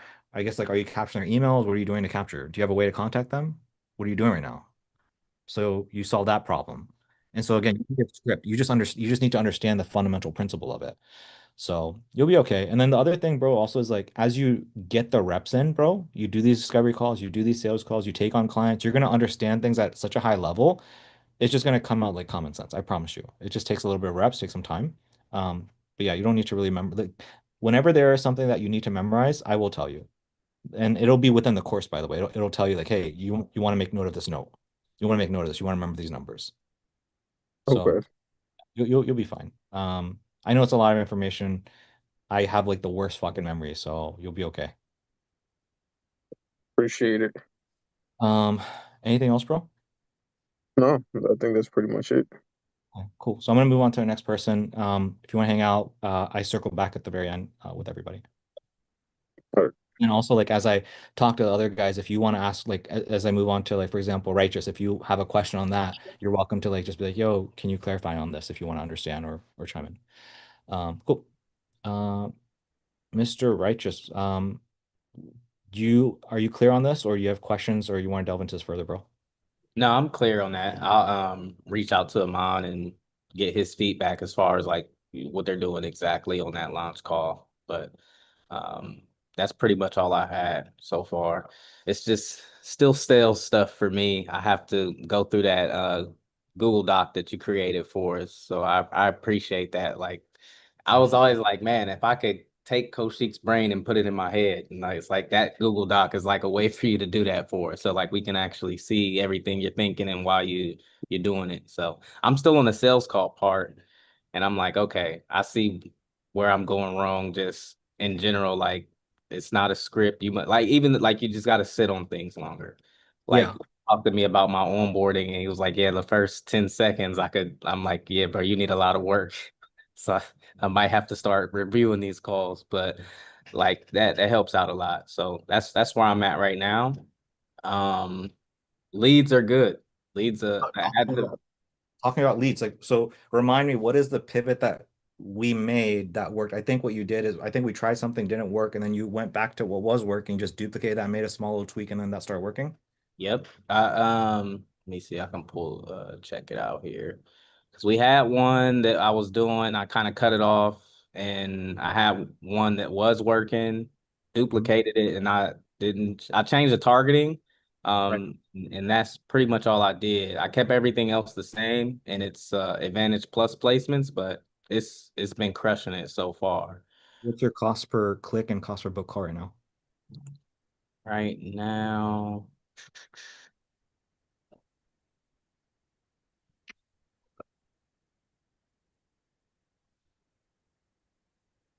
Cost per discovery call is $36. Uh, And I, how many have you booked since making that? How many have you booked since that ad set? How much have you spent? I booked 5 sales calls. Are you talking about discovery calls booked? Discovery calls booked. 8 discovery calls booked. I spent $324.76. Okay, hell yeah. So we're good. We're chilling. Ads is finally good again. Ads market, Yeah. we're good. Hell Yeah. yeah. Yeah. All Um, right. calendar conversion rates are like 12%. So it's like like I said, I just got to get better at my sales. I finally came across somebody that was like the wildest discovery call I ever had. I lost control at like a minute or two into the call, and he just kept going on and on, and he was just telling me about his experiences, and it was just kind of crazy because he was like, you know what Yelp is, and I've done Yelp, and I've done Angie's and Thumbtack, and now I'm broke. I don't have any money. I don't have, and he was just like, what is it going to cost me? All you guys say the same thing, and I did my best to like stay on that call as long as I possibly could and like get him to calm down. He'd end up telling me like, I'm just, having a bad day.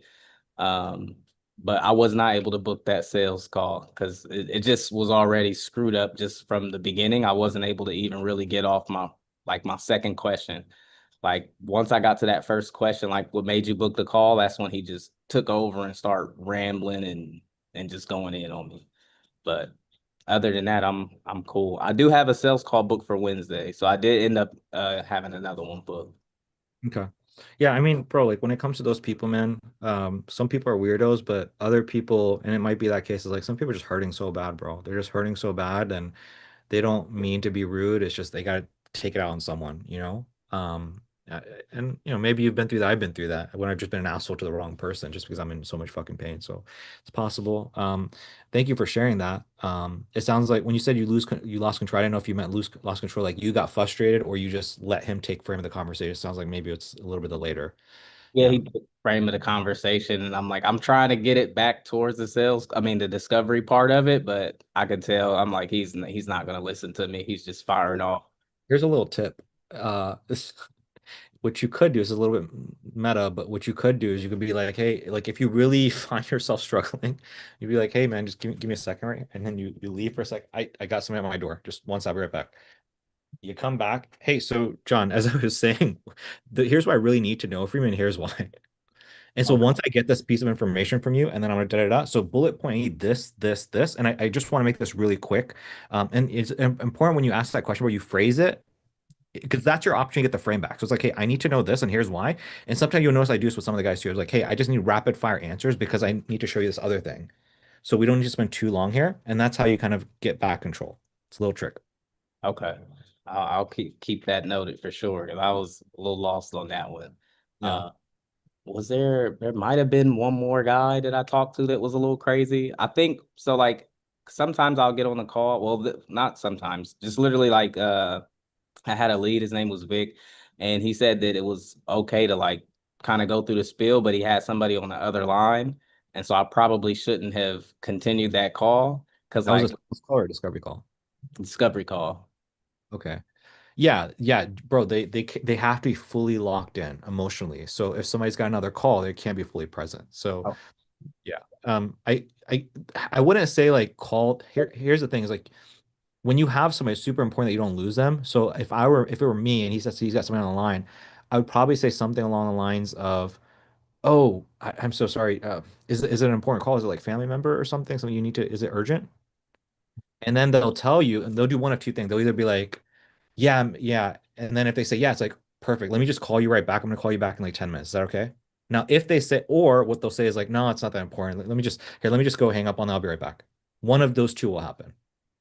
no, that's good to know. It's again me just still going and not kind of sitting on what they're saying and diving deeper, right? So that would have been good to know on that call because I was like, I don't know what to do on that one. And he was like, it's like, yeah, it's cool. I've got somebody on the other line, but I can talk. And then like as I started talking, he was like, no, just get on with the spiel, get on with the spiel. And I kept trying to go through the call, and at that point I knew I lost it once I kept trying to go through that one. So You, your gut instinct was right, which is they have to be fully present, bro. Like everything we're doing is emotional and logical. They have to be 100% present. If they got somewhere to go, if they're, you gotta rebook. You don't want to rebook things. Like I know we talked about the wife and the husband the last time or something.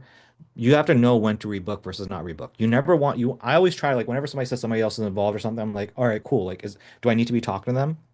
So I try to bait people to see what is the truth. Do they actually need this other person online? Do they actually need to talk to this other person? Do they need to go do that thing, or do they not need to? If you just ask and you say something like, "Hey, is it? Oh shoot! Like, is it an important call? Is it important?" If you just give people a little bit of bait, they'll often like be like, "Oh no, I'm good.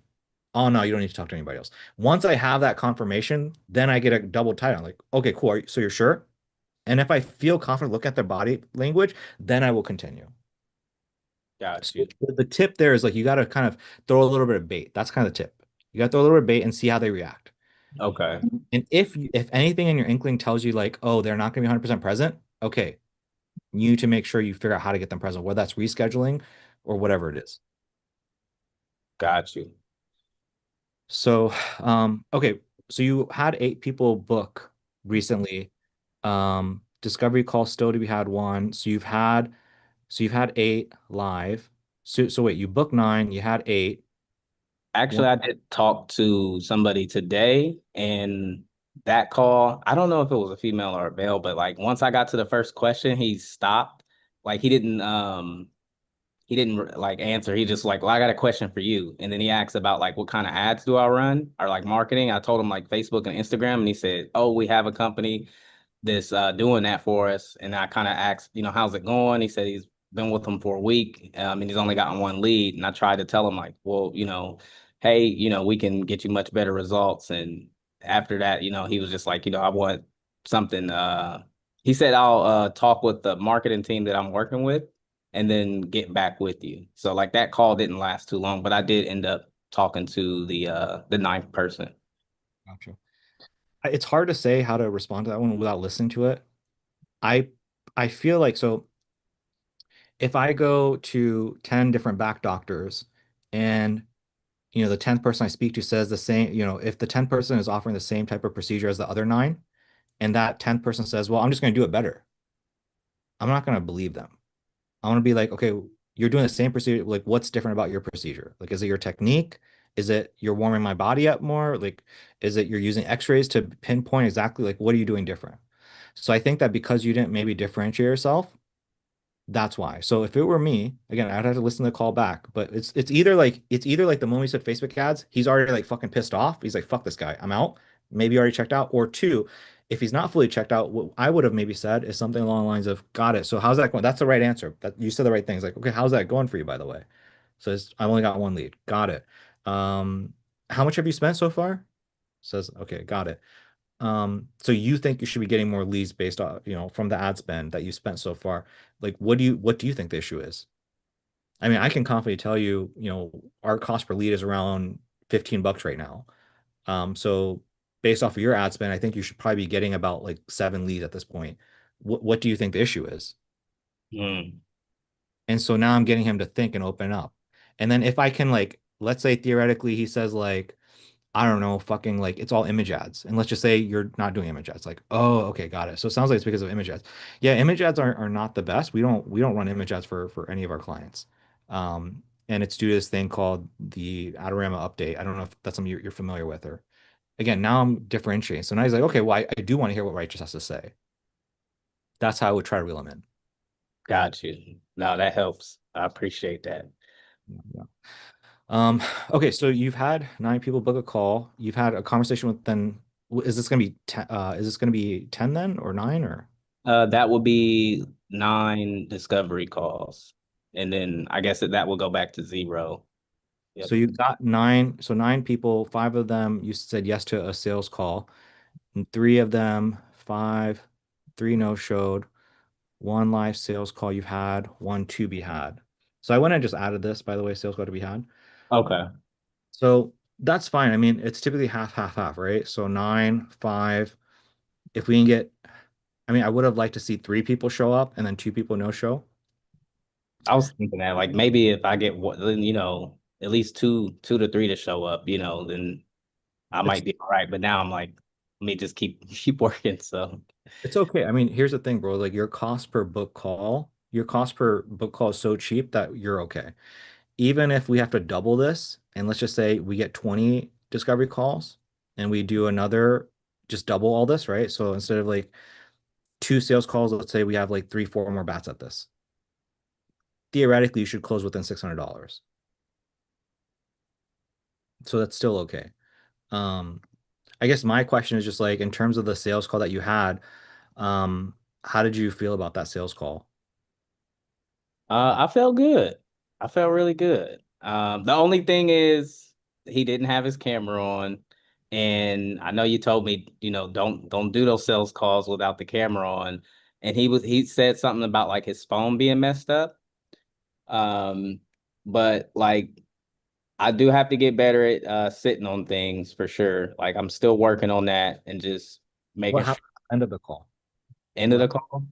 So you made him the offer, I would assume, and then Oh, what happened? okay. Yeah, no. The offer, that part is I screwed up on it because I end up doing the I think like I pitched a 5K and we end up working all the way down to about 250. And I didn't have the week to week in there. So now it's like, like a almost like a 30-day trial, type. Oh, so the person you spoke to is the one that you closed. Yeah. Oh, okay. So basically you did a live, so this live sales call that you did close. So this is this. Oh, okay. Fuck it. Yeah. We're chilling. Oh, hell yeah, bro. Then we're good. You're Yeah. good. That means you basically, okay, so you close a deal within 300 bucks. You're good, bro. You're chilling. Your issue is not your issue is just again, it's a sales thing, framing up the offer better. Everything we spoke about recently the past few days. So yeah, I mean, you got the guy that you got, he was the one that was like hurt. He actually wants to do this. Everything's fine. Yeah, I mean, I definitely would have made sure you had him a video of him. Or like say, hey, look, I mean, did you try to like say, hey, like, do you have a laptop or a desktop you can hop on instead? Did you try that? Yeah, and like, I can't remember what he said. I might not have understood him because like he speaks Spanish, so sometimes like that the communication there is a little missed off. But when I did no, not onboarding, I had to get access to his Facebook and Instagram, and Amon sent me that Loom on how to get that set up, and he actually hopped on with his camera, so I actually got to see him. I'm like, I almost said something like, "What was what was wrong? Why couldn't you do this on the onboarding on a sales call?" But apparently, what I noticed is that he has like a Samsung computer, and it moves really really slow. Because when we were trying to load things up in his browser, like it was just taking forever. So that could be why he didn't use the computer. He probably just needs to get a better computer or something. He might have like $100 Samsung or something like that. One tip I'll give you, bro. I know this is like the basic boring shit, right? But it's a big tip I can give you is if anybody ever says some shit, bro, you don't fully understand, you gotta get clarity, bro. Be like, hey, I didn't quite understand you. Because if you miss something, you're talking over their head, they're talking over your head. You got to make sure you're clear on it. I know it sounds stupid, but like if he's saying like, "Hey, can we hop on a desktop?" and he says something to you, it's important that you get clarity. Like, Right. you No, can't yeah. quite, like your response to me should not be like, "I don't know what the fuck he said." It should be like, "Here's why specifically." You have to be crystal clear on understanding everything, bro. Small little thing, but it's important. But okay, then you fucking close the one that you had, so that's good. You have one more to have. Fucking all right, cool. We're chilling. So moving into this sales call, how is your discovery call leading up to the sales call you still have to have? I feel like the discovery call was good. He's definitely he has some pain as well because he had a stroke and a heart attack last year, and he had to bring his stepson and kind of help him with the business, and so now he's in a situation where he's still doing the painting and everything, and he's trying to get off the tools and just hire two more people. When we were talking, I'm trying to remember, I know I put some notes down. Let me see. Because I actually I gotta post that discovery call in the channel. Go to my here. I guess like, maybe I don't need to know like all that stuff. Like to me, like I already know enough. Like I already know he's got pain. I already know he's probably serious, all that stuff. Um,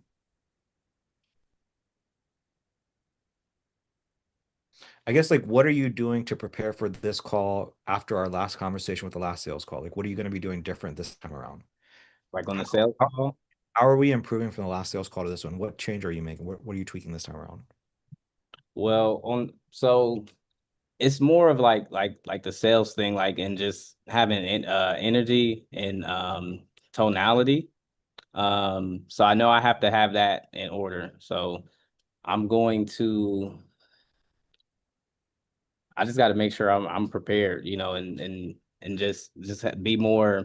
I don't know how to put it, but it's like sometimes it's like I'm just boring on the calls. So just have more energy, be excited, and know that I can help them. And like you said, get clarity and don't, for sure not to just move over anything if I don't really understand. Um, and keep practicing through the slides as well. For our based off of our last conversation, one suggestion I have for you, and again, I reviewed a good part of your other calls, recently. For this one, my big homework to you is sit down and like write out your offers and practice those. Okay, yeah. That's the thing that you kind of screwed up last time with this past guy. So like write those out and be like, okay, I'm gonna say this, and if he takes this up, great. If he doesn't take it up, I have to say this. So like, okay, so for example, let's just say you pitch, hey, it's $2,083 or it's a one-time payment of $5,000. Which one of those would you like to move forward with? Let's say he gives you a financial objection. Okay, work through that, practice that shit so that you can actually apply it, open wallet test and everything. Okay. Okay. No, yeah, that's a big thing too, for sure. Second tip I'll give you, the second homework I'll give you is let's just say theoretically you go into something like, hey, $500 and then this, like practice that so that you're not just like rambling, like saying random shit. Like kind of have it practice. Like me, for example, whenever I make somebody a unique offer or whatever, I practice it going into the sales call. So kind of practice what you're going to say so that you're not like a deer in headlights and you're not fully sure what to say and then, say something silly. That would be my advice to you going to this one because you got a lot of shit down, bro. Like, hey, green flag, da da da da. Like a lot of things you're doing, bro. You're doing a good job. I'm seeing a lot of improvement. I would work on that offer part at the very end. Okay. I definitely will get that together. I almost shot myself in the foot. So I do not want to do that moving forward. So Okay. Um, cool, bro. Anything else you want to go over? no, that's pretty much everything I got right now. When's the sales call? Wednesday. And that might be another thing to talk about. I tried to book this out as soon as possible because I talked to him. That would have been Sunday. So I was trying to book it for Tuesday and he didn't have a time available for Tuesday. So that I push it to Wednesday. And I'm like, I know that's a little far out from like from now. So So I guess your question is like, what do you need to do to ensure he does show up? not really ensure that he does show up. Like, I guess like in this situation, if somebody is pushing stuff like that far, should instead of trying to have it out, like where you have a day for nurturing, should I push it to the next day instead of like just trying to make sure I can, or does that make sense of what I'm trying to say? No. Like, so like what you do is you'll book you'll be on the discovery call, and when you book the sales call, you want it to at least have a day where you can nurture them. So instead of having it go out, a day, if they aren't available, sooner, then just book it the next day instead of like, a day. You're leaving a few days for nurturing is what I'm saying. Yeah, yeah. I want to do it as close as possible, within a day. So I don't want to do it the next day. I want to give it a little bit of time, which is a day, and then if you need to, push it like 2 days if you need to. Okay, okay, okay. So I did do the right Yeah, thing. you did the right thing. And so that in that case, it just becomes a matter of again, just you have an extra day that you need to nurture. An extra day where you're like, hey John, did you get a chance to watch the video I sent you? If so, what are your thoughts? Got you. Hey John, just following up. Hey John, just following up regarding the content I sent you. Want to get your thoughts just to make sure that you're clear on our system. So you're sparking up a conversation. Yeah. So yeah, that's that, bro. What else? That's it. That's all that was on my mind. I'm excited. I'm like, the leads were the scariest part. I'm like, if you don't get the leads coming in, it's kind of tough testing everything out, and you're just not sure when the next one's coming in. But so far, it's like I just got to keep doing my job and book these calls now. So The thing I'm really pleased about, bro, is like since we've launched this, bro, you've been one of the things we spoke about just being very careful with your budget, and you've done a fantastic job of that. I don't see a single month where it's like $100 per book call or something, like some of the crazy shit that happened before. It's like you're being you're controlling your budget and watching that shit like a fucking eagle. So I'm really pleased to see this, bro. So you're doing great, bro. It's just at this point, bro, fingers are crossed, the leads keep coming in, everything's good and just work on this discovery sales call stuff, bro. That's it. That's all it is, bro. yes, sir. I'm on it. I appreciate that Google Doc. So I'll get in there and keep studying and prepare for these sales calls. For sure, bro. You're welcome. I made some tweaks. Did you get a chance to see it after I made the tweaks? I did go through it, but I didn't see the tweaks because I'm like still in like the very, very beginning. I don't even think I made it down to where you might have made some changes. Okay. Yeah, I basically had a section down here where I like specifically had discovery calls, sales call, Loom videos. Instead, what I did is I just like broke it down to step one, two, three, four, five, six, seven, eight, nine, all the way from A to Z. And then I just put the specific videos underneath them. So it might look the same to you. But yeah, if you just like go through from step one to 11, that's like literally everything I do from A to Z. So, Cool. but yeah, I'm pretty sure you got that part on like once somebody is onboarded, like how do you like communicate with them in Slack, like the very first message you send out and all that stuff. Cause I'm like, literally, literally, I mean, I would probably like speak to Aman and stuff like that to kind of get his maybe 2 cents. But for me, this is what I do. The moment somebody purchases, I have them talk to our coach, and then after that, I transition them into a system. So first, I send the member an invite to Slack, Trello. I wait for my, I wait for Mason to say, "Hey, it was good. I spoke with the person." Then I reach out to them and be like, "Hey, did you like that person?" They say, "Yeah." Then I basically do a group Slack with a new member. Um, I create the group. Once I create the group, I pin the onboarding doc to them. I mean, yeah, so I don't know that my specific thing is going to be specific, like pertain to you. Um, so yeah, I yeah, wouldn't do that. Like, because like I obviously I don't have like a coach, but like at least like a welcome message when they come in instead of it just being like an empty chat for them and they're just cool. for me, I always just start with this, like welcome aboard, name. This is where coach and I will provide with ongoing support over the coming months after onboarding. That's pretty much this is it. Like this is what I Okay. everybody. Yeah. Cool, cool. Um, what else, bro? Anything else? That's it. I promise. I won't take up too Oh, much. you're good. We're already like super, super in overtime. So We're good, bro. Okay. Let's see here. What we got next.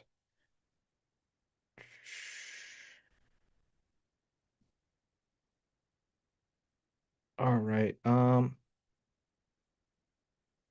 So River, I want to spend a little bit of time, bro, like really going over your exact process from A to Z. Like I feel like that's probably gonna be the most valuable thing because if I understand your process from A to Z, and Esteban might have some cool stuff because I think he actually purchased a program with the photographer that was doing upsells, so he might have some like cool stuff to chime in. That might be cool. Um, so I think it might be good for me to do Aiden first and then swing back to you so we can spend a little bit more time. Okay. Um, okay, cool. Aiden, give me just a second. I'll be right back, okay? All right, you're good.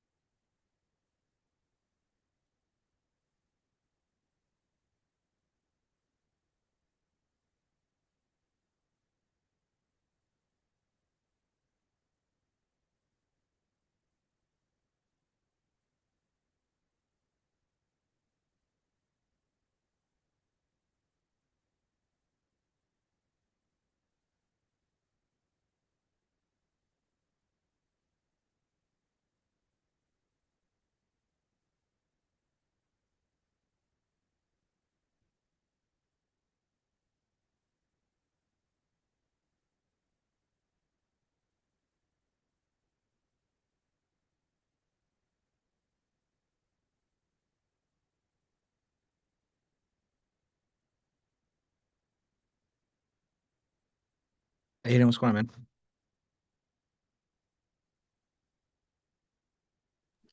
Yo, Should be bringing one or two salesmen this week. Trying, so I'm hoping. Cool. Yeah, I dropped you a lot of voice notes, man. yeah, it was good stuff. How did you feel about it? I'm feeling it. I'm feeling it. Yeah, Okay. I'm feeling it. Like I might try to work something out like that, like you were saying. Um, and yeah, we'll see. Like honestly, if we can bring on a couple salesmen that really can kill it, um, and just hand me ads to run, you know, like I can. That's where I shine. That's my 10 out of 10. Um, but yeah, if not, then I don't know. Yeah, it's like, yeah, I don't know. So I mean, I guess, when it comes to the sales guys that you got coming in, where'd your partner find them? he posted on his Facebook. He's a pretty well connected, business owner, like local business owner. Um, my only issue with his, you know, potential picks is that he tends to hire cheap Okay. uh, and train to get better from there. Okay. No, Um, you don't want to do that. and that's what I'm saying. I'm like, if we do that, we're gonna be in a worse off situation than when I was doing sales. And so based on at least one of the people that I know one of the people that he was wanting to take on, and I'm like, I don't know, maybe she could be a setter. Oh, go ahead. Tell me a little bit about each of those people, and I'll tell you, like, I can confidently tell you whether it'll work out or not. Yeah, go ahead and tell me a little bit about the first person and the second person. Like, and what I mean is, like, what is their background? Like, what is their level of expertise in that thing? And then I can kind of tell you if I think they'd be a good fit or not. Yeah, well, I mean, honestly, I only know one of them. I think he's got like four candidates and two that where he's like he wants to hire them. The one that I do know where I guess I'm actually not sure if this is the one he last time we spoke, he said this is the one of the ones he wants to bring on. Her name is Taylor. And dude, I don't even like literally I don't even need to tell you her background. I just don't think she's gonna be a good fit. She's like I think she could be a good setter, and that's about it. Zero, background in sales or, she was when she worked. I know her because she worked as like a front desk lady for the construction company that my business partner owns, and Okay. so like, you know, does she have a kind of pretty face? Like maybe, but in terms of rubber hitting the road and getting some sales going, the best she'll do is a setter. Typically women are not going to be good at closing, bro. Like I mean, especially in like your industry, like a bunch of gnarly dudes, like she's not a pretty face not gonna be the thing that's gonna help. So in my experience, the best people are so the best people. So I got this from Cole Gordon, I think. I forget who I heard it from, but I 100% agree, which is like industry knowledge is the first thing. And so what I mean by that is like one of the reasons Cam does so well is because he was a duck cleaner. Like his Right. parents duck cleaning agency. Hormozy owns fucking gyms, right? Like if and you've got some experience within your industry as well. So it's like if they have industry knowledge, they know like what their pain points are, they know what their problem is, and um, they know what they're like. They just know more about like who that avatar is when they wake up, when they go to sleep, what their family looks like, all that, like how they're running the business. That's like the first thing. The second thing in my experience is going to be like understanding the 7 to 9 figure machine, and that might be foreign, like a little bit like traffic and then leads and then nurturing and then sales and then service delivery and then upsell. So like where is the issue? And so the people that are going to understand the best are going to be people like me and you with marketing backgrounds so that they can Yeah. diagnose and be like, okay, here's where your actual issue is. So that's why Cam does so well because he has industry knowledge and he has knowledge about this marketing stuff. The third element is going to be like how good are they in terms of communication? Like this is just like the closing element. So it's like one, they have industry knowledge. Two, they have marketing knowledge. And third, they're like a people type of person where they can talk. Those three make a good candidate. Best case scenario, they might have some marketing know-how and they're a people person. That's best case scenario from what I understand. That's okay. If you have somebody that does that, then so if they're good at talking to people, which again, you can't really train this, bro. You either have Yeah. it or you. And so And then the marketing, like if they have at least some marketing, then good. They can at least, you can help them diagnose, like, here's what we want to look for in their business. It's usually a traffic issue. And if it's a traffic issue, we sell them on ads. If Mhm. it's a traffic issue and it's a nurture problem, then, we sell them on, hey, we help them with the, right? So if they have that, we can train them. But if they don't have experience in the background, that's okay. Like this is the least important. I would say this is the least important. The most important is going to be their people person. Then it's going to be the marketing background. Then it's going to be like industry specific. Yeah, it was to the point, like, I still think this, I probably will do it when whenever money is not an issue and I can move on to other things. I want to invest in like contractors and their businesses and different trade businesses. But like part of me is, well, and part of, I don't know, there's a lot of reasons for that, but part of me is thinking like, man, should I pause Midas Media to do that so that I can have that insider knowledge and stuff like that, like to be a partner and help do one of those. But no, I agree. Like that's less important than just the being able to. I don't think you need that. Like Yeah. for background, like that's not going to move the needle. I had this conversation with Aman as well. I feel pretty confident for you. That's not going to be the big unlock in terms of revenue goal. Um, Yeah. just that's just my 2 cents. So in terms of like the pay compensation, it sounds like he's like paying per hour, or he wants to pay per hour. He's doing a commission type system. So the packages that he wants to sell run at 2,500 a month. And basically the way they would sell is there would be like a $500 like setup fee. That would be their commission. And then they would get $100 of their, I think we'd bump it to 2,600. And then they would get $100 of that every month to protect the company's, margin. So like 2,600 plus another 400 or 500 that they get as their commission. And then they get another $100 of that every month, so long as they're at the company. I see. I don't quite understand that. Like for me, I maybe you've heard this is like typically you're typically paying closers 10% of whatever they collect Mm-hmm.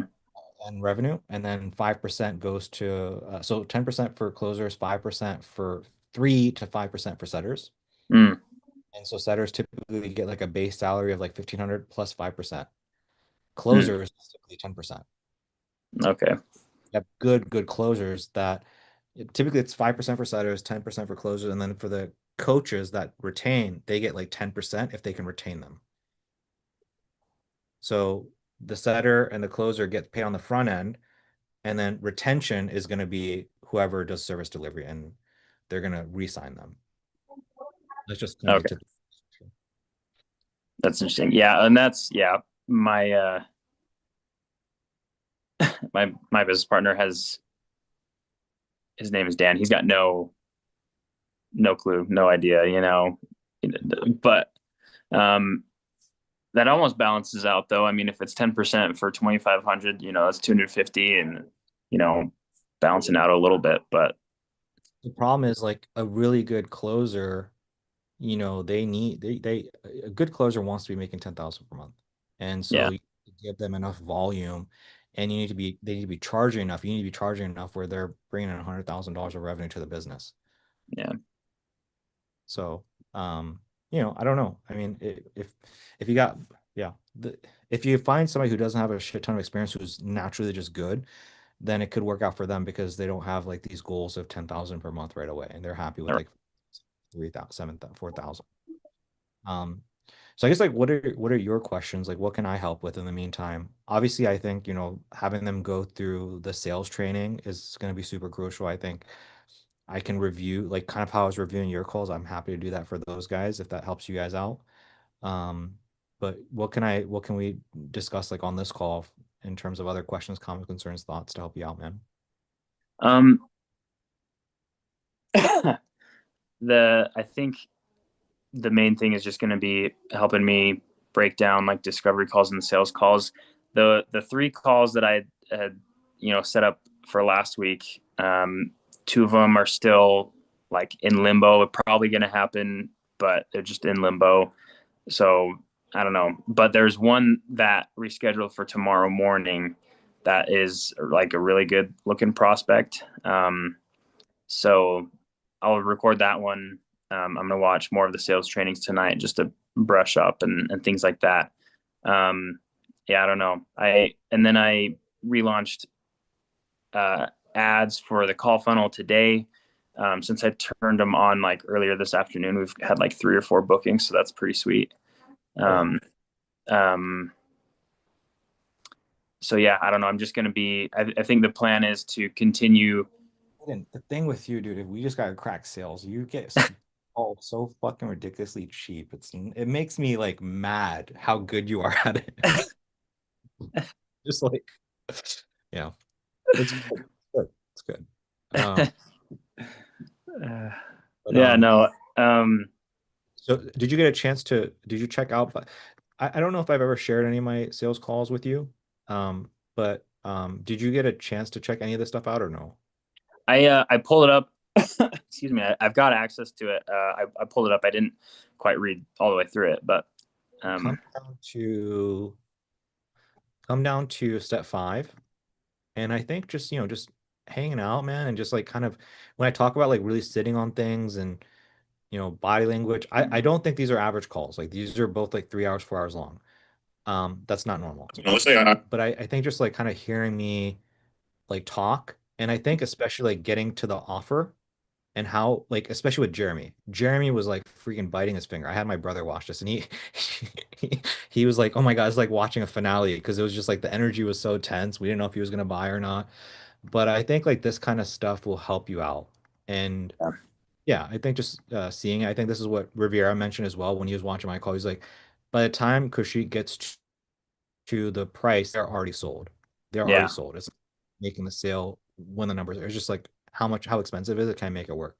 So I think just checking this out, and then the other one I have here is with Cam.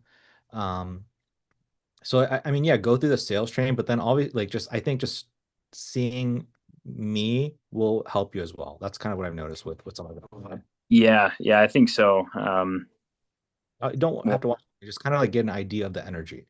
yeah, 100%. Yeah, I think the plan is just to act as though there will not be anybody else Okay. to pull us out of this situation. And so just to keep sharpening my, like, it shouldn't be an issue for me, even though it is. And so I just got to keep sharpening, my discovery calls and sales calls. So I'll watch those. I'm really interested to see those.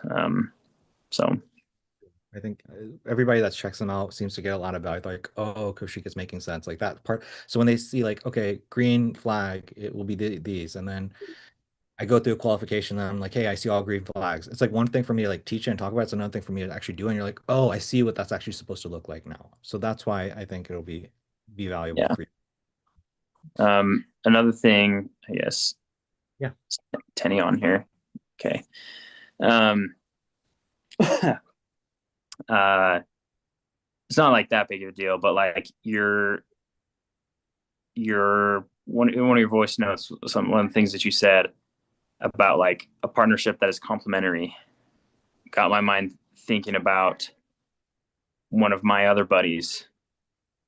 It was the guy that I bought your original course with, Tyler.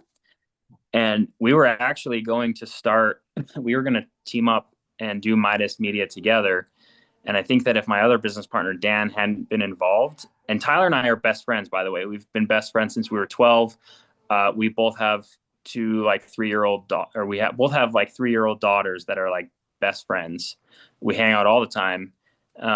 It's a really cool setup. We shoot weddings together on the weekends a lot, and he is just so good at the sales, but he is hopeless when it comes to like go high level. He's getting better at ads, but anyways. And so we've had so many times where we've been like close to making it work and stuff. I might propose to him like, hey, what if I brought you, a couple leads, here's kind of the system that we would sell them on. Are you interested in trying one or two of these out on the side, kind of a thing? Because he's got a whole video agency that he's got set up, which is stupid because all he does is make them stupid videos that don't do freaking anything. Sorry. No, I was just gonna ask like what because I remember him hopping in with you. I don't remember if he went to like niching on weddings. I forget what it was. Like, what did he end up ultimately doing? And then how much is he approximately making? Yeah, so when we first started this, we were doing he was just doing weddings, and they're actually about to have their baby, and he's like, "Oh, I can't full send on this. I gotta keep money flowing. I'm gonna keep doing weddings." Um, then a year or two later, he's like, "Okay, I want to do marketing," and he was like giving it a go on his own. Um, and now he's doing a video agency, and he's doing. It's getting. I think it's getting better. He's. I think he's anywhere from like 7 to like 15K, I think, or 14K, on any given month. Okay, for sure. If you told me he was doing like 15, 20K a month, then I would say it's going to be a hard sell. If he's at like 7K and sometimes he's doing 15K, dude, bring him on. Bring him Yeah. on. No doubt. Like it's good. I'm glad to hear that we have options. Like, hey, the salesperson, and I'm happy to talk to him. But like, if you got him, dude, and he's got some experience with marketing and he's good at sales, like to me, and you guys are best friends, dude, no brainer, bro. Like it's Yeah. worth like the amount that you're spending on book calls, like it's worth like fucking spending $1,500 and testing things out with them.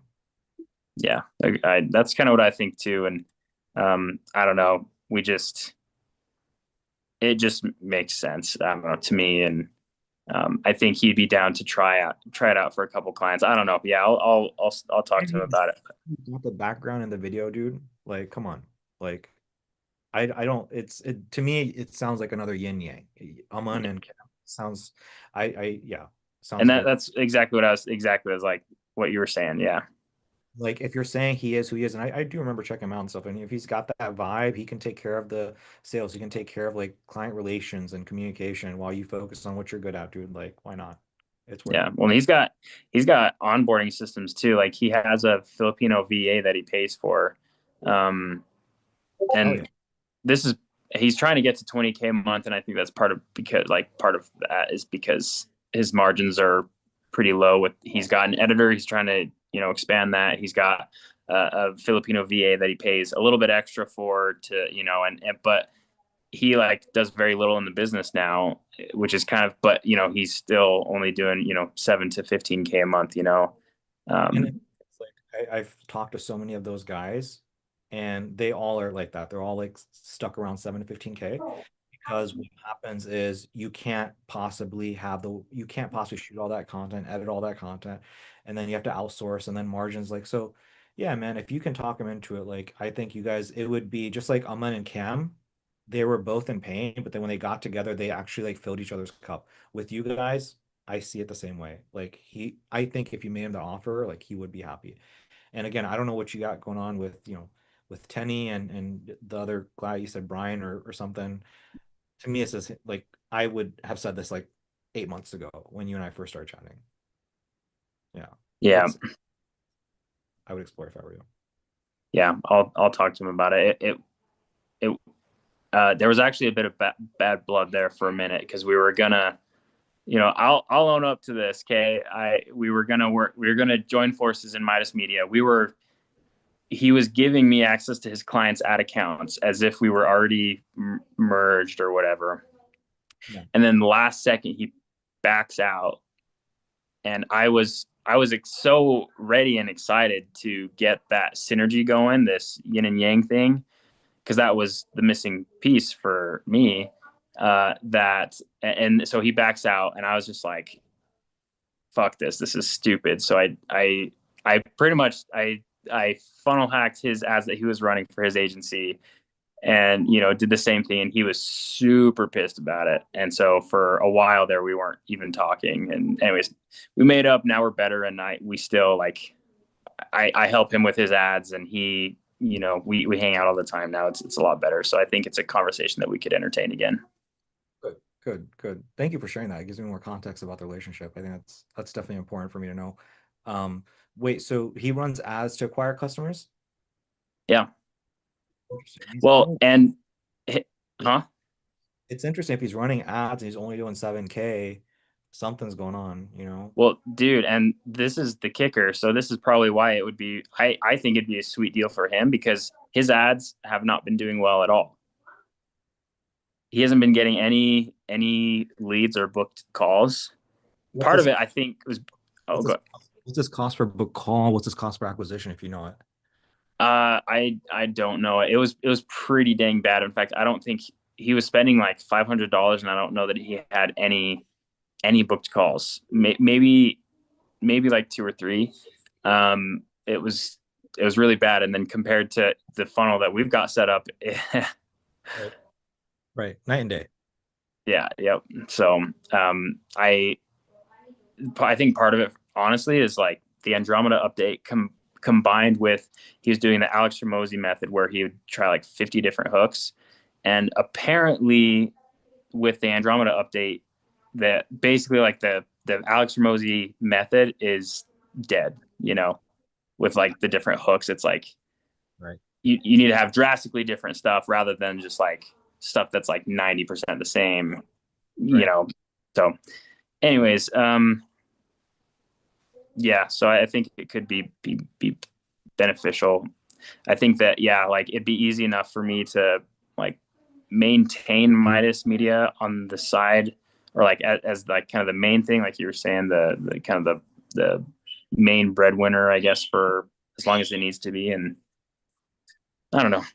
Yeah, dude, that's it. I'm telling you, I did when you first hopped in. I didn't want to step on your toes, and I literally, you had a conversation, Mason. I told Mason to have that conversation with you because I thought it was, if I came to you, I would just be yelling at you. I'd be like, dude, this is common sense. And so I said, told Mason, I was like, hey, how don't you have a conversation with this guy and, try to speak some common sense into him, being nice to you, without stepping on your toes. So obviously, you respect your business owner. I know you guys have had your own history, and he's done a lot for you. I know all that. I'm familiar with all that. But at this point, man, look, it's been 9 months, man. At some point, you gotta look at it. And I know what you're capable of. I know what you're capable of. I see it every fucking day. You're usually the front. You're usually the first to like figure something out with ads and get your calls as low and get these great results for clients. So it's like, dude, come on, come on. This is gonna.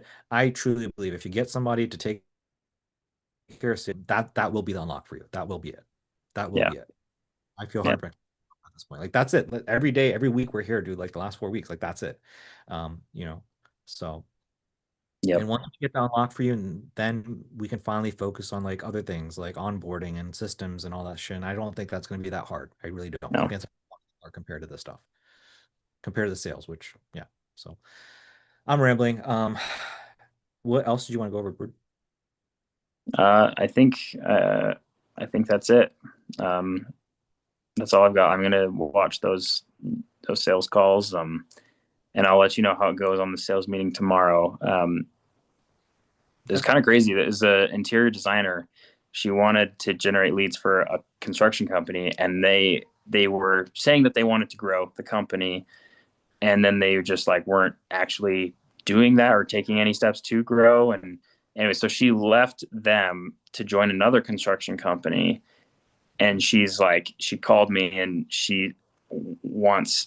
that's who it's me and her and the business owner of that other construction company. And so she's intentionally like going out of her way to bring me along with her to this other company because she believes in it. She watched the mechanism video, she believes in it, she really wants it. So Super cool. Yeah, sounds pretty hot. yeah, we'll see. Hopefully I don't fuck it up No, or you'll be screw it up too bad tomorrow. good. You'll be good. Yeah, dude. Like when it comes to my call again, they're super long. Just skim through it to get the idea. You don't need Yeah, sit through the whole thing. You'll pull your hair out.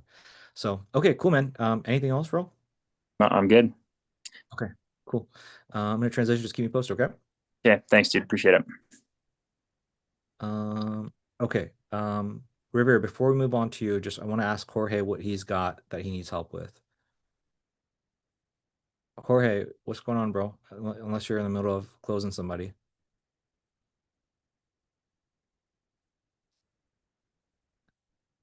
Jorge, can you hear me?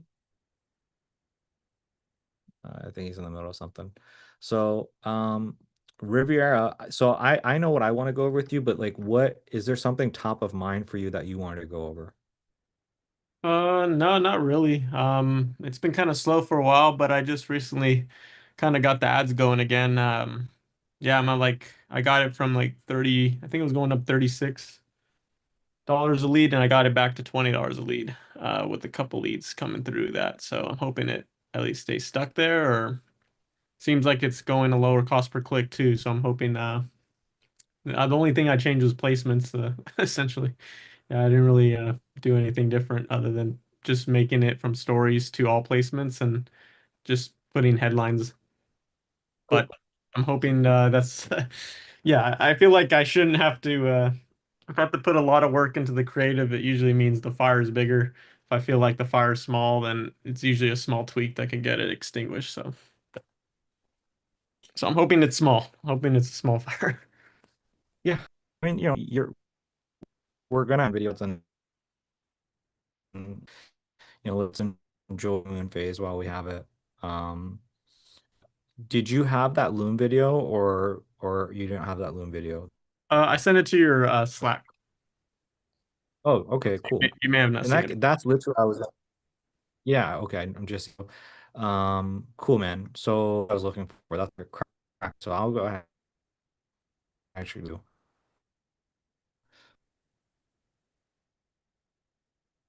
Um, dude, my internet's so shit. Okay, so this might be everything I need from you, man. Yo, Kushik Mason. Yeah, really quickly here, I'm gonna show you the A to Z process of some sales cycles here with some different outcomes. So first one, Megan here, I'm gonna basically from the option, and I'm gonna go kind of A to Z here, but just kind of preface this. I'm going to this one was she picked 32 additional photos. This one she picked the full story edit or the full story. So let's do this. So I'm looking for I want to do all the way from the very beginning.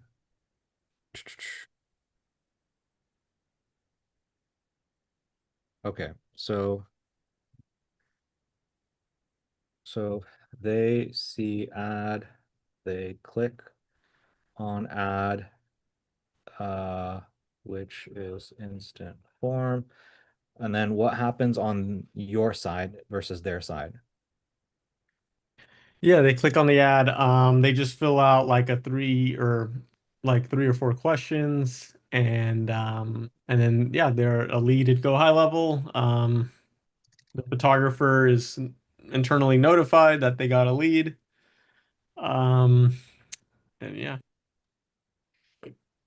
Okay. And then from there, what do you guys what's next? Then your girlfriend calls. Yeah, usually a call. I mean, a thing that my girlfriend's been doing lately is I know we talk about speed of lead, but sometimes she gets so many leads too that she just waits a day on new leads so that when she hits them on the phone, they can't even remember the 150.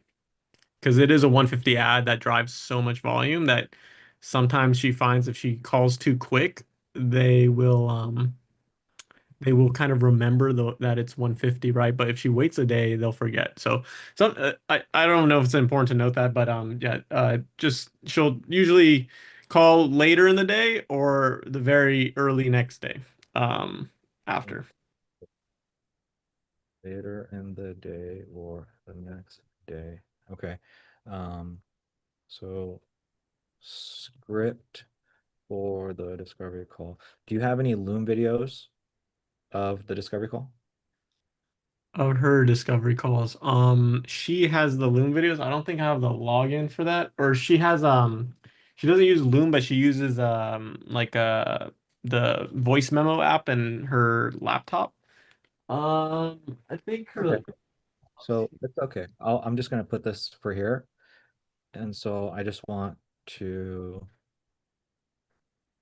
okay, cool. Then what happens after that?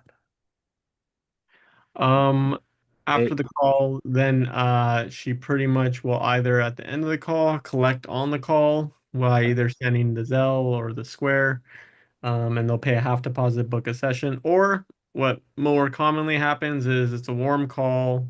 They say, "Oh, let me just talk with my husband or talk with somebody just to make sure that we're available that day."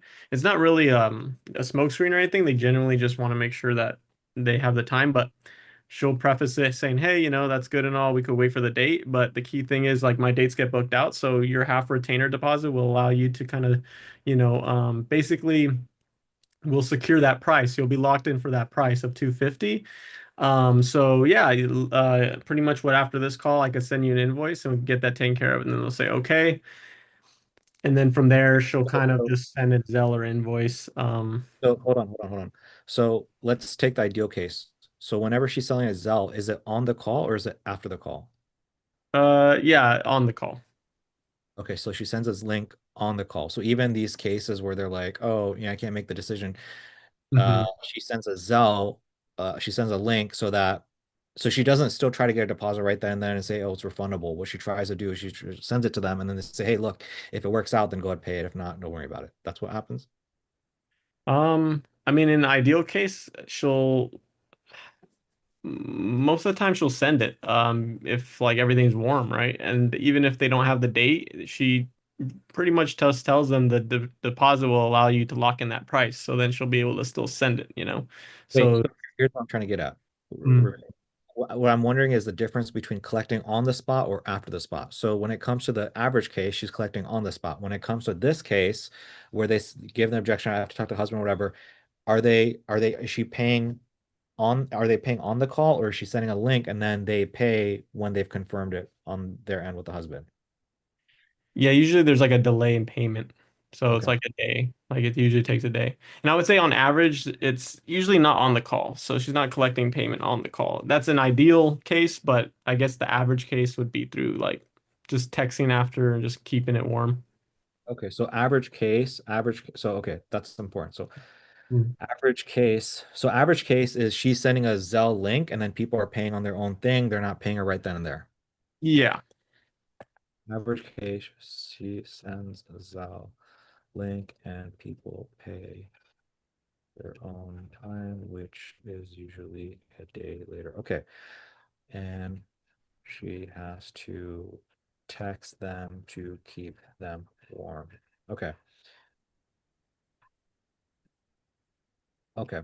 So when she sends a a Zelle link and they pay, obviously they're not going to funnel, so there's no thank you confirmation page or anything like that. Yeah, no, none of that. Okay, so that's something we can work on for sure. Sweet. Good. Then what happens? It takes them to keep it warm. Um, I was just in her actual thing here. Just because I don't want to give you the wrong information. So yeah, usually, so after that, it's pretty much through text, and then she just kind of will, yeah, she'll either kind of do follow-ups to keep them warm. Just any way she can to collect payment. And then if payment's made, basically what happens is she says, she basically confirms payment that it was received and that you're officially locked in for the next month. And then she'll give them the date, the time, the location, and she'll say something like, "Hey, can't wait to meet you and your family. Let me know if you have any questions till then." So pretty much that's the main information she'll send once payment's made. Okay, so basically has a call. Most cases isn't able to collect payment, sends a Zelle link over. She's talking to them, communicating. After they make the payment, she gets notified. How does she gets notified because Zelle tells her? Zell will tell her or Square, whichever one she uses. Okay, so once she does that, then she's manually texting them, "Hey, just got your payment. Here's again a reminder of the date, time, location that we spoke about. I'll see you there. If you have questions, let me know. Here's probably how to dress, whatever that, basic information." So, is Mhm. this? I would assume this is maybe like a template or something like that. Yes. I can link over to you maybe some of her kind of template packet if you like. Here's a template. Okay, so I'm already seeing a lot of things that we can work on, for example, for sure to like systematize this for sure. Um, yeah, okay. So then what happens? Then uh in between that and the shoot, what else happens? Like then what happens? Like she texts them manually before showing up. She puts them into an automated thing for them to receive information before they just show up. What happens then? Yeah, she just texts them the day of typically. You know, she'll text the day of saying, "Hey, such and such. Hope you're doing well. I'll see you today at 5:30 p.m. in Yorba Regional Park. We'll meet in front of the lake. You can park in either lot A or B. The address is this. So excited to see you.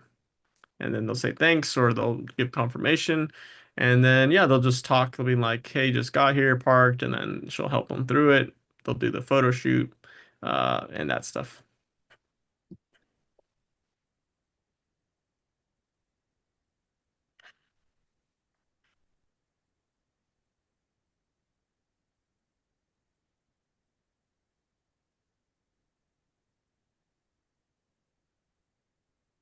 Okay, then what happens?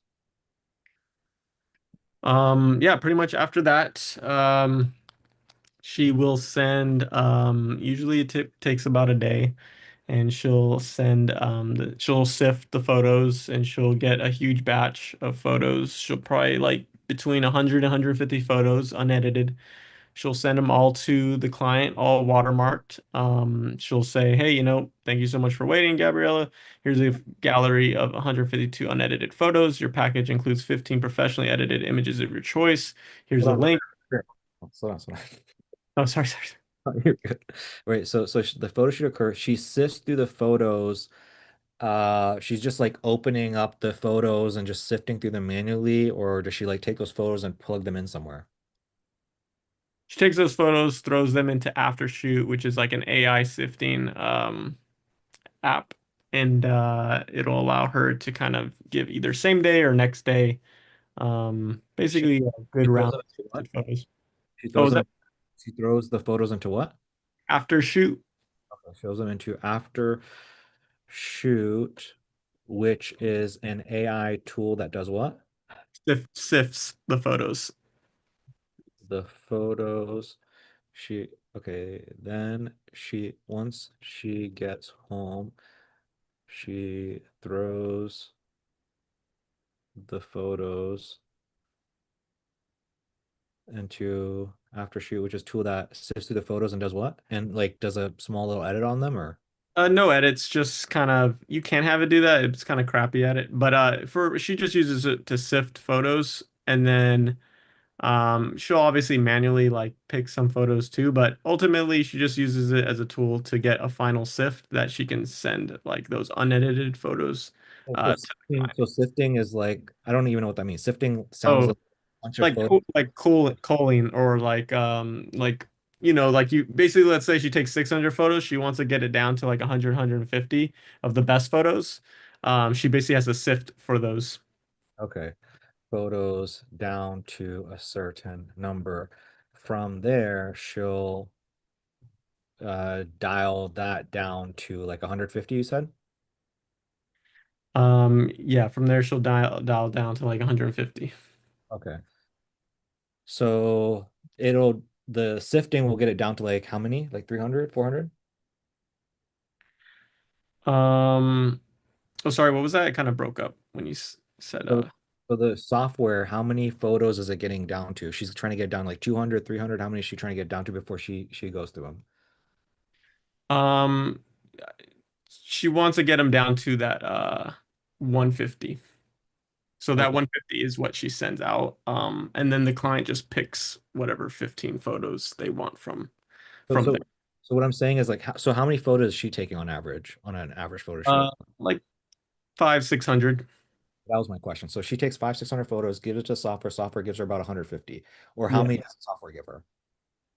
The software may give her like 250, and then she goes manually to kind of get it down even lower to like the 100, 150. From there, she gets it down to 150. Okay, good. So I'm going through these granular details because this is ultimately what's going to help me. Because what I'm looking for, Rivera, is I'm looking for the devil in the details. I'm trying to figure out where are the things that we can go in there. One, for efficiency, but then two, like if I understand all the small details, then I'll kind of figure out like where you can go in to do things to increase the upsell and stuff like that. It'll make sense once I have all this information. No worries. So, okay, so you get it down to 150, and then from there, so when you say you're sending the photos over, is she taking those 150 photos and uploading them to some kind of a site, or Yeah. what's Yeah, so she gets those. So now she has those 150 photos. she will upload them to Pixie um, which is just like a gallery that, allows them to kind of the client to see the photos. I think this is like the YouTube video that you're sending me where she was like all both. I think that was what All she that stuff. Yeah, she was, yeah. could download. So that's okay, got it. And the which Yeah, is same exact site. okay.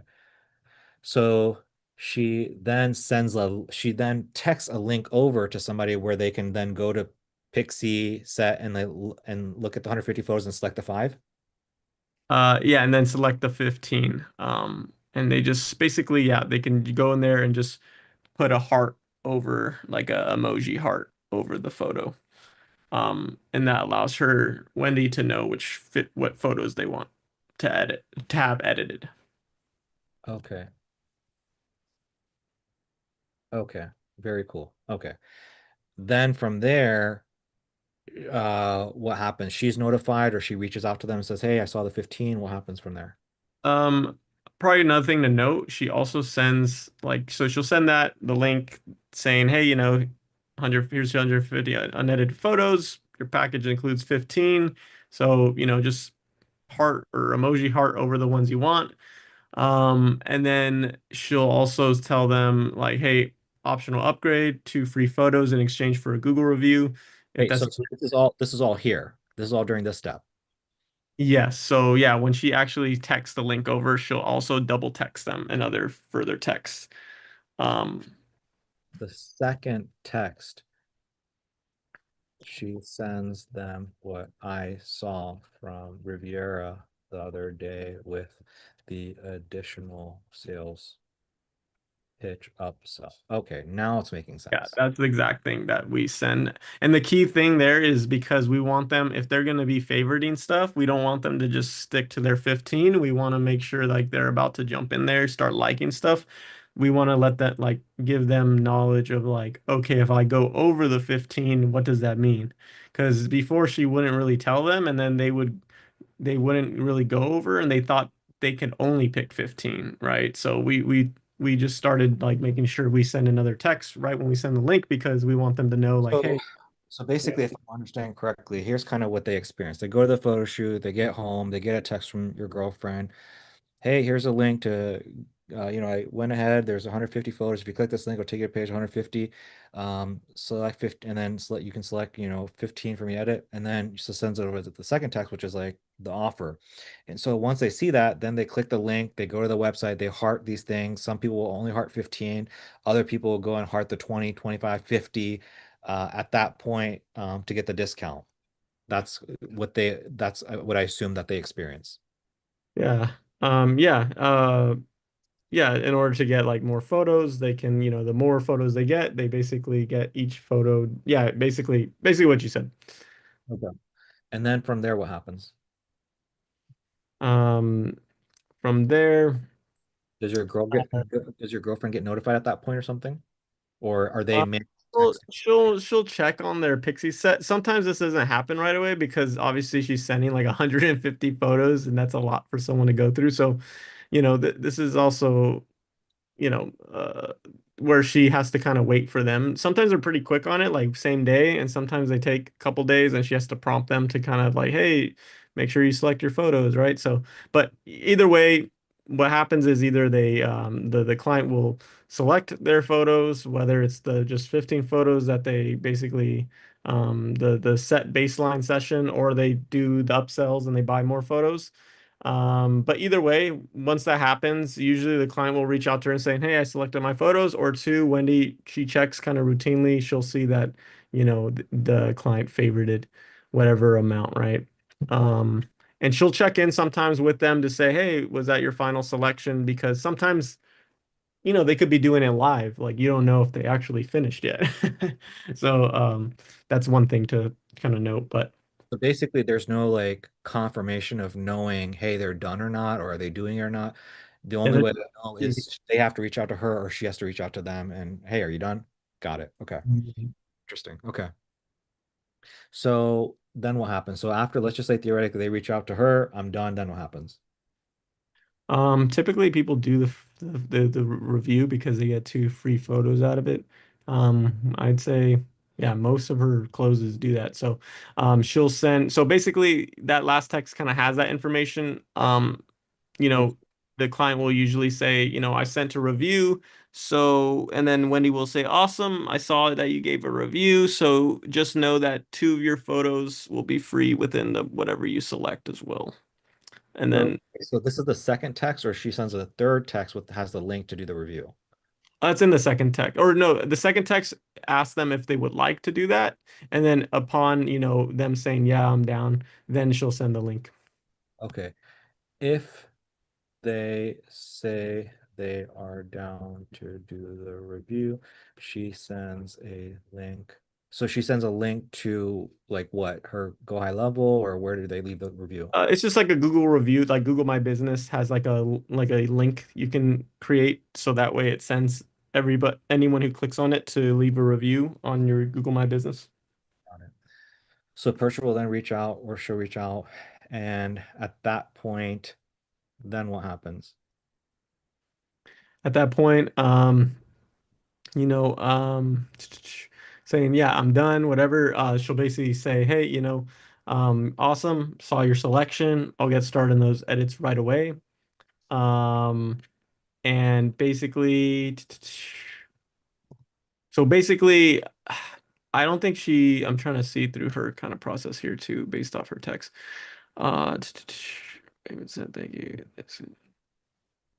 So most of the time, I think she does send like basically she's able to kind of draft the invoice, right? Or send a request through Zelle because now she has like the exact amount of photos they want. They've confirmed it.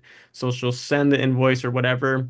I think she does tell them like final payment doesn't need to be made until I've sent the photos, but some people pay early because they have the link, right? So, but either way, she basically sends the link to on whatever the amount comes out to based off the So upsell. this is important. So she sends another Zelle link, but it, what is the average case? Like, is she typically sending out a Zelle link, they pay, and then she gets the photos over, or she gets the photos over? Hey, these are the. I mean, like, I would assume because everything's watermarked, I would assume she's collecting payment before she sends over the photos.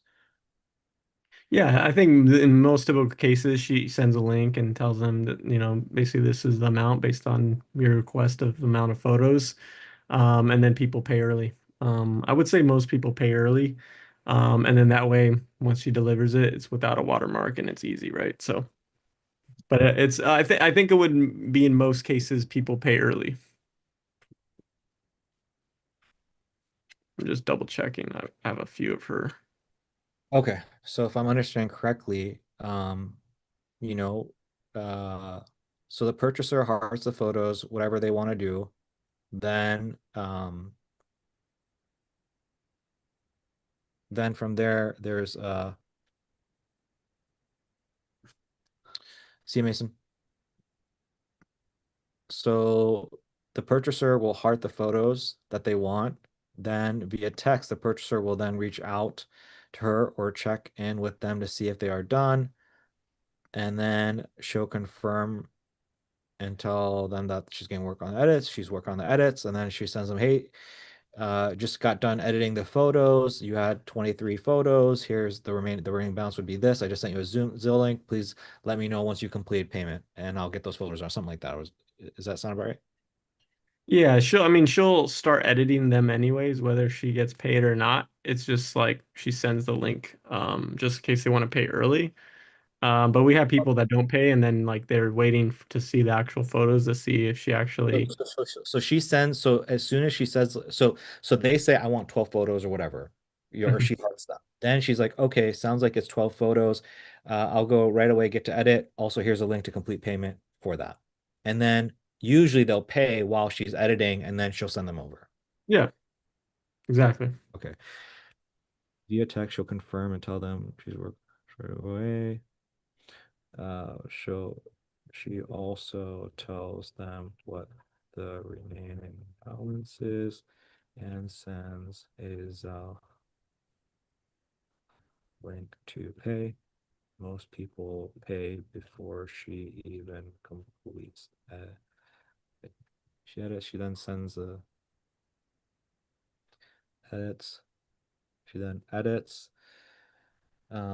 If people have already paid, if people have not paid, if people have, so okay, so basically she sends a link over, she gets to editing. If people have not paid, she like what? She tells them, "Hey, look, I'm done with your edit.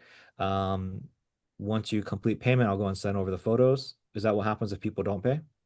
No, she'll still send the gallery. It's just gonna have watermarks, and then she'll basically say, "Hey, just know here's the link again. Here's your photos, and also here's the link again. For payment, as when you pay, we'll remove the watermarks immediately, and yeah, you'll be all good to go."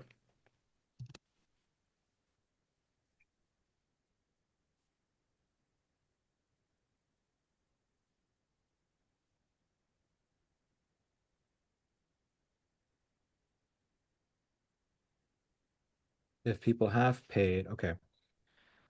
Um, okay, so if people have paid and she's done, how does she get that over? Like they're just on the website and they can just download it? Yeah, she'll just text them the link to Pixie Set. Again, they already have the link, but just so it's easier for the client, she'll send a new one, a new link, and then it won't have the watermarks, right? So it'll be like immediately. They can just immediately download it, right? So Okay. So, all right, cool. Thank you. This is what I was looking for. So so my question is, can they go to the Pixie website and then can they purchase there? yeah, and that's honestly what I've been thinking about switching to because So it just let's requires a little different stuff. But oh, was that? so let's just say theoretic, can you set up the website where after they make a payment on the next page you have like a video and you get them to purchase something else? Is that possible? On Pixie Set? Probably not.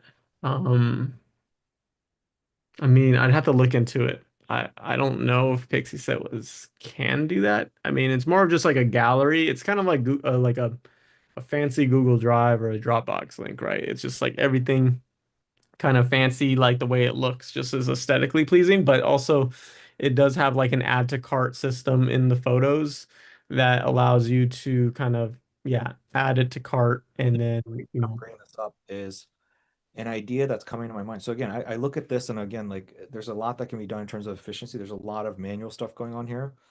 Definitely would have people in go high level, definitely would be reaching out via go high level, moving people through a pipeline for sure. That's one thing. But oh, by another, the way, she is doing that. She does have a A2P and all that. And so all this is being, when I say texted, I do mean it is from the CRM and all that. okay, good.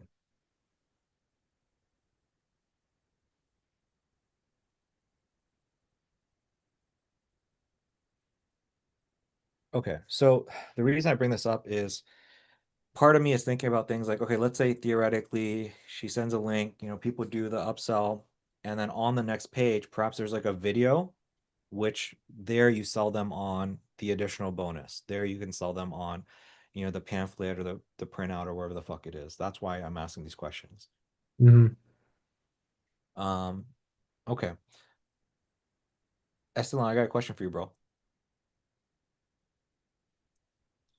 Do you do you remember when we were sitting down at Lucky's, bro, and you were talking to me about like some photographer's course that you bought or something like that, and he does like upsells and everything? Yeah.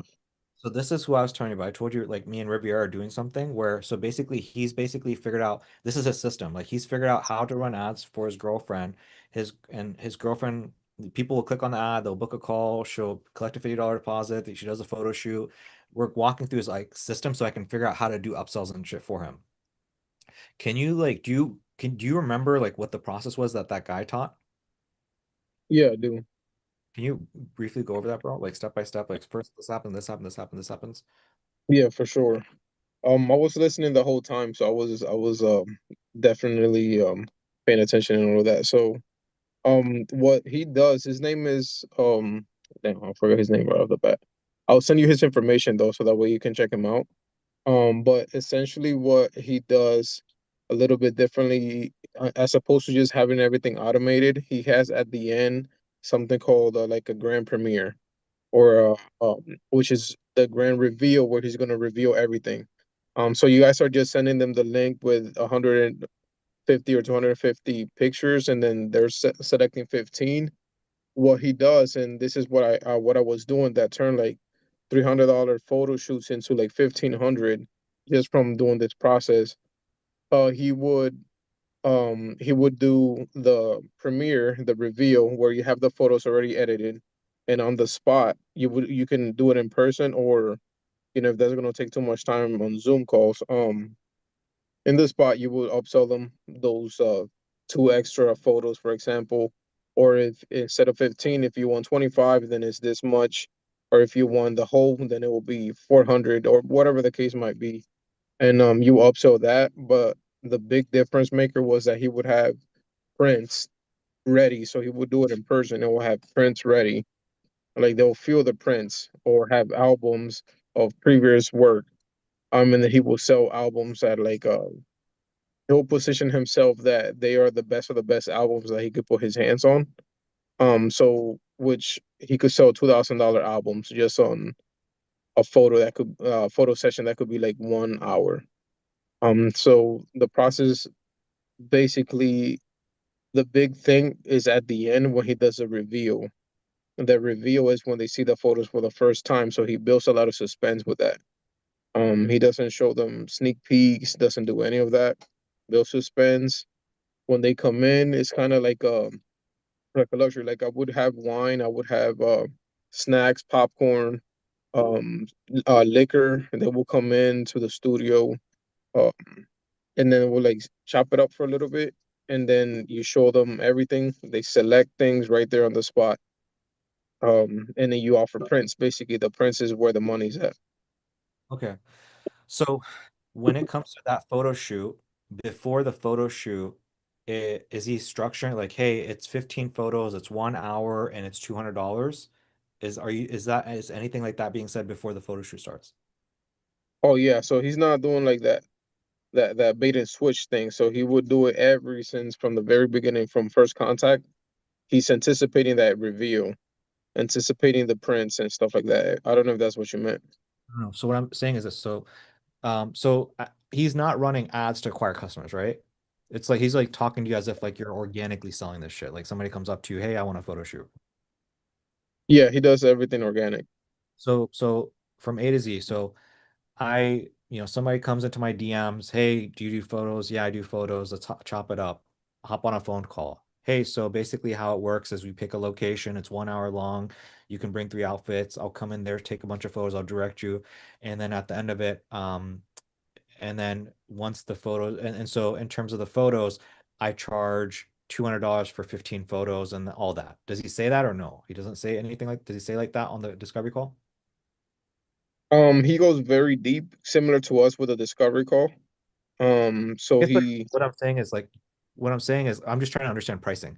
Does he say like, hey, it's $200 for 15 photos, or does he say, hey, look, I'll take the photos and everything like that, and then after we do that, me and you are gonna sit down later and we'll go through all the photos, and you'll pick and choose what works for you? Which one of those two is he doing? Yeah, they know the price beforehand. Okay. So he'll say the price in the call, do the discovery, like he gets psychological, get their pain points, blah blah blah.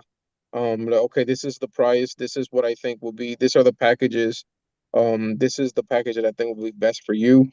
And then from there, book the package, and then letting them know the big thing that people actually spend the most money on would actually be the printed products at the end. So he just plants that seed from the beginning.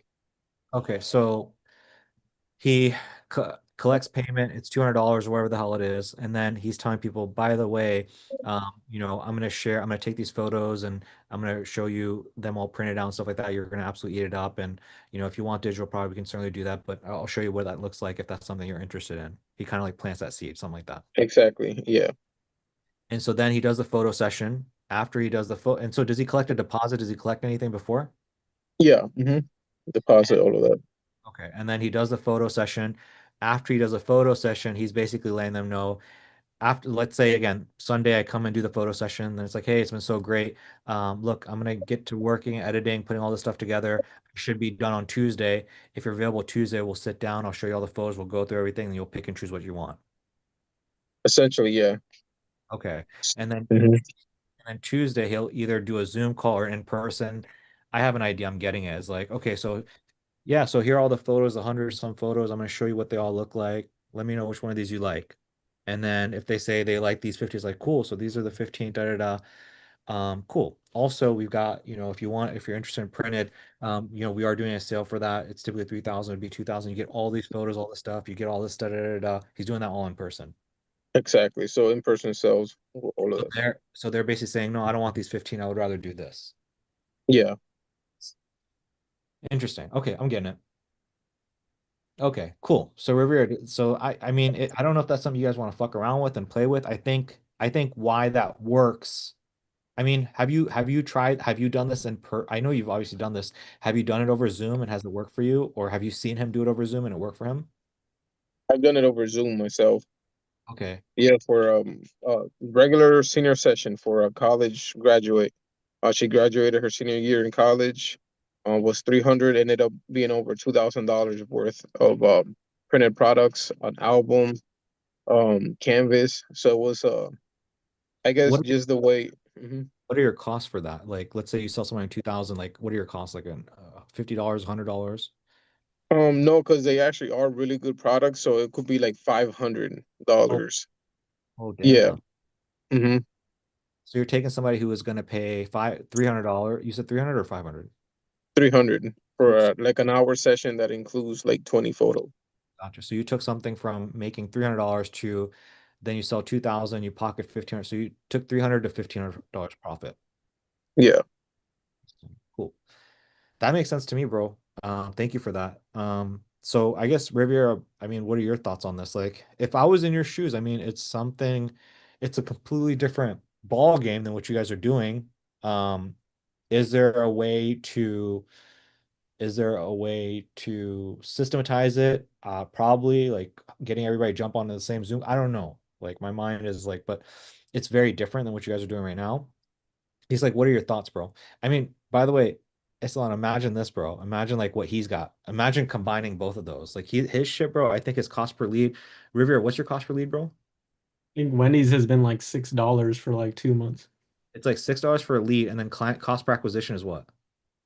Like $50, 50 to $70. Every 50 bucks, bro, that he's spending, he's getting a client. That's Imagine. crazy. So Yeah. if you take 50 bucks per acquisition, your average person is spending 600 bucks with you. Holy fuck. Yeah, man. You can essentially do exactly what you're doing now, but just maximize in the back end That's all we're with trying to printed products. That's literally all we're trying to figure out. Because so in case you don't know, so basically Riviera, he launched this for his girlfriend, and we were doing a bunch of different niches and just figuring it. We went from like dentist to like HVAC to like door, and there's issues with every one of those niches.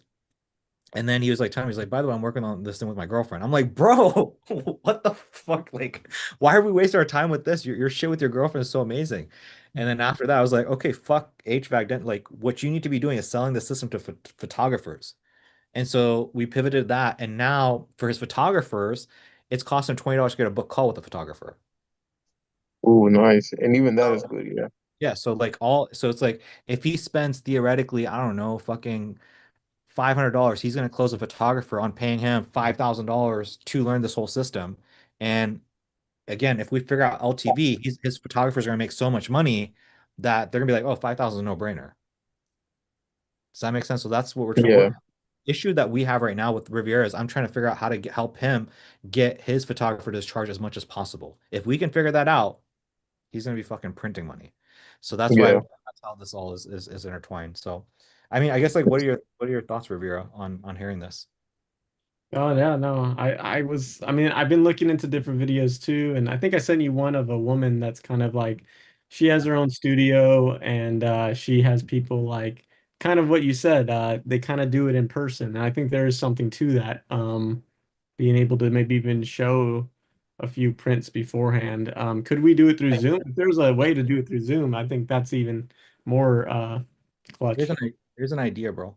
Is okay. Again, I think whatever you guys have works.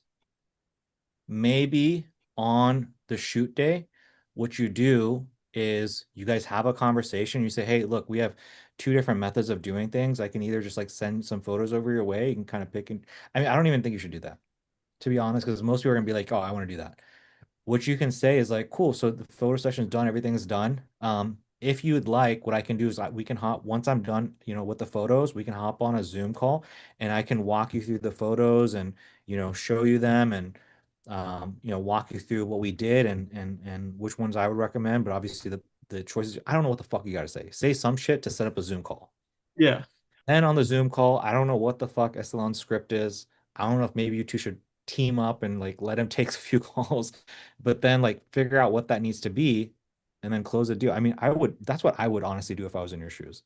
Instead of, sending, I think what you're doing in terms of sending over the photos, to be honest, like what you're doing is like streamlined in a way, but also there's a lot of communication going back and forth. Mhm. What if you guys, again, she takes the photo, she sends it to the fucking editing thing, gets back the 150 photos, takes the 250, she herself makes the selects. I mean, Islan, how many photos are being shown during that sales presentation? Like 100, 20, 50? How many are being shown? Well, usually we would be doing a wedding. So it would be like it could be 300, 400, 500. But they're not actually shown there. Most of the time is spent kind of just like hyping things up and then there's different things that you would show too, like it starts with a slideshow. Um, so this is what I was gonna suggest, that you can also do like mock stuff. So instead of having those photos, if you want to start that way, you can actually just do a mock thing where they send a picture of their wall, and then you use a software. I can tell you the name of it. It's called Fundy.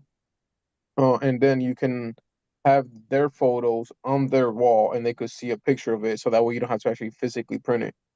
Because with it being weddings, there will be you're able to waste a little bit more money, but with when it's like a little bit lower ticket, mini sessions or whatever, then you probably don't want to be printing out, $100 worth of stuff. Mhm.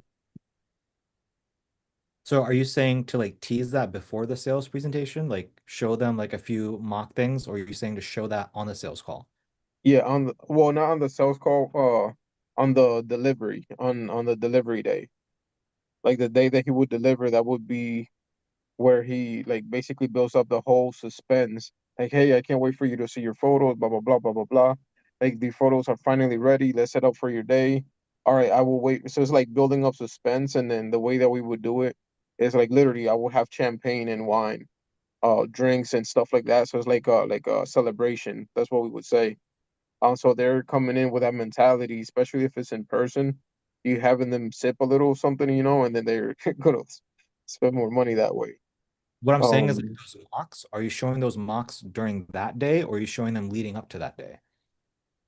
well, usually, so during the sales call itself, because we're doing things over Zoom, people do that in person too. We will meet up in person. And instead of doing like the mock thing, what we will do is I will bring my canvas of a Right. different couple or something like that. They could feel the quality. They could see the quality of the prints. I'm like, oh, by the way, you're gonna have this too at the end of it all. So it's like I yeah, implementing that in their head. But if you do I it in person, then you can just do mock stuff of yeah. other people. Yeah. So I think Riviera, the big thing, dude, is like I don't know about your girlfriend or you in terms of sales and how much you guys want to test that out, but like that's it, man. Like that's the cheat code. I think if you can crack that and teach that, that's gonna get these guys. I mean, shit. A video, you're gonna make a photographer enough money within 2 months to afford a $5,000 coaching program easily. Um, Yeah, that would be a big boost. And it's possible. I mean, I've seen people go for her full package thing. Um, and I think if you make it an experience, and yeah, feeling the quality, yeah, and mock stuff. I mean, we got a bunch of shoots that she can just pull from to create some of this material. So that's what goes in my head. I And guess so just that goes back to what Islam was saying, which is like, and we spoke about this, like whenever you go on the beach, you do the photo shoot, you do the thing, you take the products with you, take all that stuff with you. which would persuade them, leading up to, the actual delivery day. Um, Yeah. I don't know. I guess like the point is this, like what I wanted to share is I just want to kind of like write your SOP down so I can start thinking about it. And I think the way my mind was thinking about it is I was thinking about it like digitally, like through a funnel and everything. Like literally they pay and then on the next page. And I think that would work for, again, and I think that would work. But I like, what he's sharing, I feel like is actually much easier. Is like instead of trying, because we're the way my mind works is like you're gonna have it's the LTV is not gonna be nearly high enough compared to like what he's talking about. But then again, also what he's talking about like weddings and stuff versus you're talking about not weddings. You're talking about like just a regular day. So I don't know how much people would be willing to pay for that. Unless like Esteban, did you ever like upsell? Because like what he's doing, he's like, doing 150, $200, whatever, but it's like for like it's just a regular, photo session. They're just hanging out at the beach or whatever. It's not like weddings or something. You know what I mean? Yeah, I've done it outside of weddings too, like the senior one that I told you about. Um, well, I That's mean, that was a big moment, I guess, but I've done it for family, because you could, at the end of the day, just like if you don't, I feel like if you don't get 3K out of a $300 shoot, you can still get 9K. I mean, sorry, 900, which is still more than what you would have had if you would have just left it at that. So it's like doing that with every client. I mean, it's all about, the upsell and all of that. Yeah. How many customers would you say Riviera she's had so far, and how many people have taken her upsell? Uh, Then I say the upsell, I mean the high ticket upsell, like the 250 or $300 one, whatever. um, I mean, she just started like showing the. Are you saying the upsell with the full gallery edit, like the full edit? Yeah, the full Um, gallery. just started that, so that was. I think she's only closed it once, but she's only shown it to like 6 people since she's had it. Since the six. Yeah, I mean, she's probably had. I don't know how many closes, but if I were to think of all the closes she had and shown that actual text to, it's probably just 6 people, and I think one of them, only one got it. So it's like 1 out of 6 right now, 1 out of 7. Um, How many closes approximately has she had since she started? let's see. Go to her Google Sheet right now. Uh, calculator. 1, 2, 3, 4, 5, 6, 7, 8, 9, 10.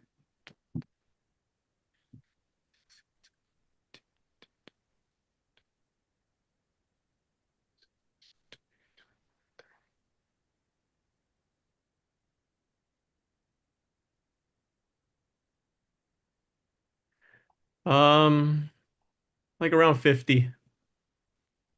Holy shit, dude. And I think we started in July or June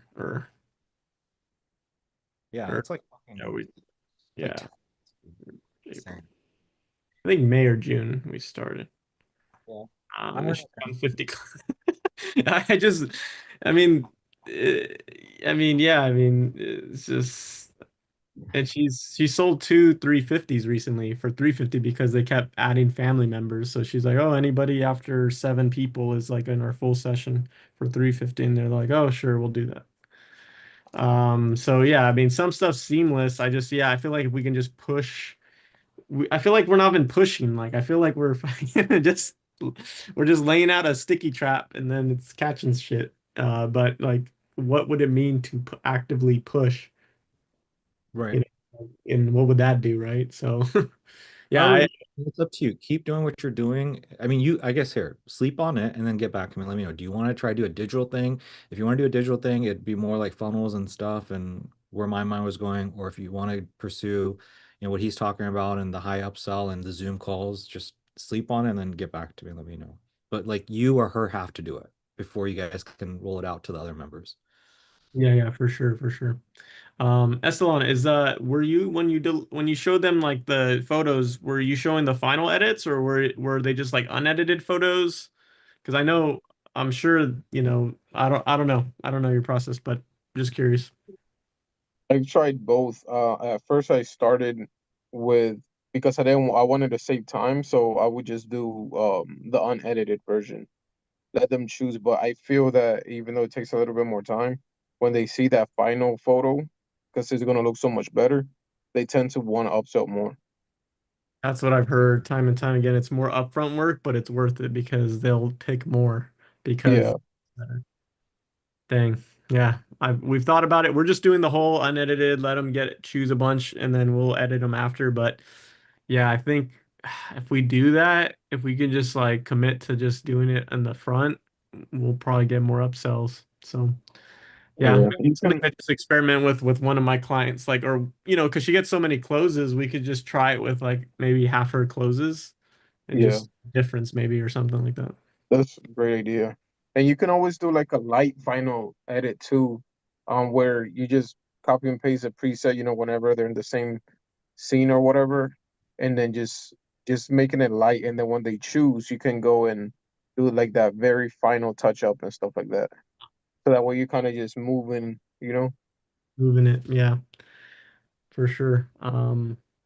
Yeah, I've seen a thing in Pixie Set where you can make a coupon code for like, let's say the photo session only gives you 6 photos, and you tell them use this coupon. And what she does is she fully edits. She 100% fully edits it to completion, but she only gives like 40 photos or 50 or whatever. And this is for like a mini session, right? Beach, family stuff. But imagine this is what she does, and then she sends it out and she says, hey, here's the coupon code, Spring Minis. Use that coupon code because it'll give you the 6 photos you chose like as our session amount for free. And then anything after that, if you choose it to add to cart, it will tally up. And then that's nice because Pixie Set, when you're adding to cart and stuff, it's also prompting you to buy um, their frames, their stuff, and you get the kickback from that. I think she has the premium, so she gets like a 90% kickback, or like basically Pixie Set barely even charges or gets anything from it. So that's something I've thought about as well, but it would again require a different editing process. It would require doing a full edit because you want them to be able to add to cart and instantly want to go through that transaction. You don't want them to get stuck to where they're like, okay, we chose, but aren't these not fully edited? So I get why she does she has to fully edit it for that to work because Yeah, you need it to, you want it just to add to cart and it's simple and they can add more. And the only way that can work is if it's fully done, right? Because they're not going to want to add to cart something that's half done. So yeah, there's just a lot to play with, but I think I'd rather go your route first before trying that because then you could just do the light edit, right? So. Yes, Uh, could probably significantly like reduce your volume. And again, it's the logic of more front end work of that, the front end work of the sales. And yeah, not everybody's gonna buy the high ticket, but like you could, I mean, maybe again, you guys have done 50 jobs. Imagine 20 or 15 of the jobs are making the same amount of income. I think that's possible, yeah, you know, and that would, if you can do that for your photographers, dude, you know, so huge. Yeah, huge. All right, thank you. Yeah, I feel like I took a lot from you guys, but yeah, there's a lot to think about. sleep on it. Let me know your thoughts and we'll take it from there. Cool. Thank you so much. Sure, man. Anything else though? I didn't mean to cut you off there, but I guess like other thoughts, questions, comments, concerns. No, no, I mean, just yeah, I think everyone's getting leads right now, which is good. It's just, it's just making them more valuable, especially if they feel like sometimes leads don't answer or they get lower quality leads. I've been getting the thing where they've been saying, oh, they kind of remember the 150, which you should not be a thing. But maybe I just advise that, hey, maybe call them later in the day, and by a couple hours, they'll forget that they even clicked. And that's what Wendy did, and it worked. And she stopped getting the pushback on the people just like, oh, 250, yeah, okay, gotcha. Right. So maybe I just tell them that. But yeah, that's just my thing, learning how to, I know how to talk to dentists. So it's like I'm kind of getting in the rhythm and flow of learning that whole process with If you photographers. do, if you do the high ticket thing and you transition to that, then it won't matter whether you collect 150 or 250 on the front end. I mean, it makes a difference, but the majority of the profits come from the back end, I think is going to come, from the album and everything. Cool. So I wonder if you Yeah. could send me what you kind of like you kind of built like a text. I don't know if you could just send that through Slack or something, or What's I feel like I could probably build that out too, or just like it allow me to kind of see. That was super helpful. I actually never seen it written out like that, so it's like, oh, we did that. yeah, it's cool what you guys did. What you guys set up. Um, Here's a link to it. Um, so it's the same. I'm just creating like a master Google Doc of like all CMCC stuff. So there's a bunch of shit in there, but that will take you to what I just typed up. Okay, thank you. Welcome. Um, But that's it. cool, cool. Estelan, thank you so much for all that, bro. Yeah, thank Sure, you. man. Yeah, you're welcome, man. Teamwork, teamwork. Um, cool. Anybody else? I think Jorge hopped off. I think he might have had some stuff, but anybody else have anything else they want to chop it up about? Estelan, did we scare you away or did you enjoy today? Man, bro, I was in the whole 3 hours, but I can't believe 3 hours passed. But I yeah, know. It flies, yeah, right? enjoyed it, man. Yeah. It was very good. Every Monday I hop in here and people are like, "You do 4 hour coaching calls?" Like, bro, it's fun. It's fun. Yeah. Fun. I have fun with you guys here. Time flies for sure. Righteous, you got anything, bro? Nope, I was just I saw you guys were still in here, so I was like, yeah, I'll jump in and hang out, see if I missed something, but I kind of came on the tail end of things. Yeah. No, we were just masterminding about Riviera stuff and how to increase LTV for his customers. I think we figured out some cool stuff. So, but yeah, it's been fun, been good. Eslon, you got anything else, bro? I had something I forgot, man, but it should come back though. Okay, cool. Well, Yeah, just hit me up on Slack when it does come up. Okay. for sure. Appreciate you, man. Absolutely, bro. All right, then. If that's everything, everybody, we'll chop it up next week then. Okay. I appreciate you guys. Have a good one.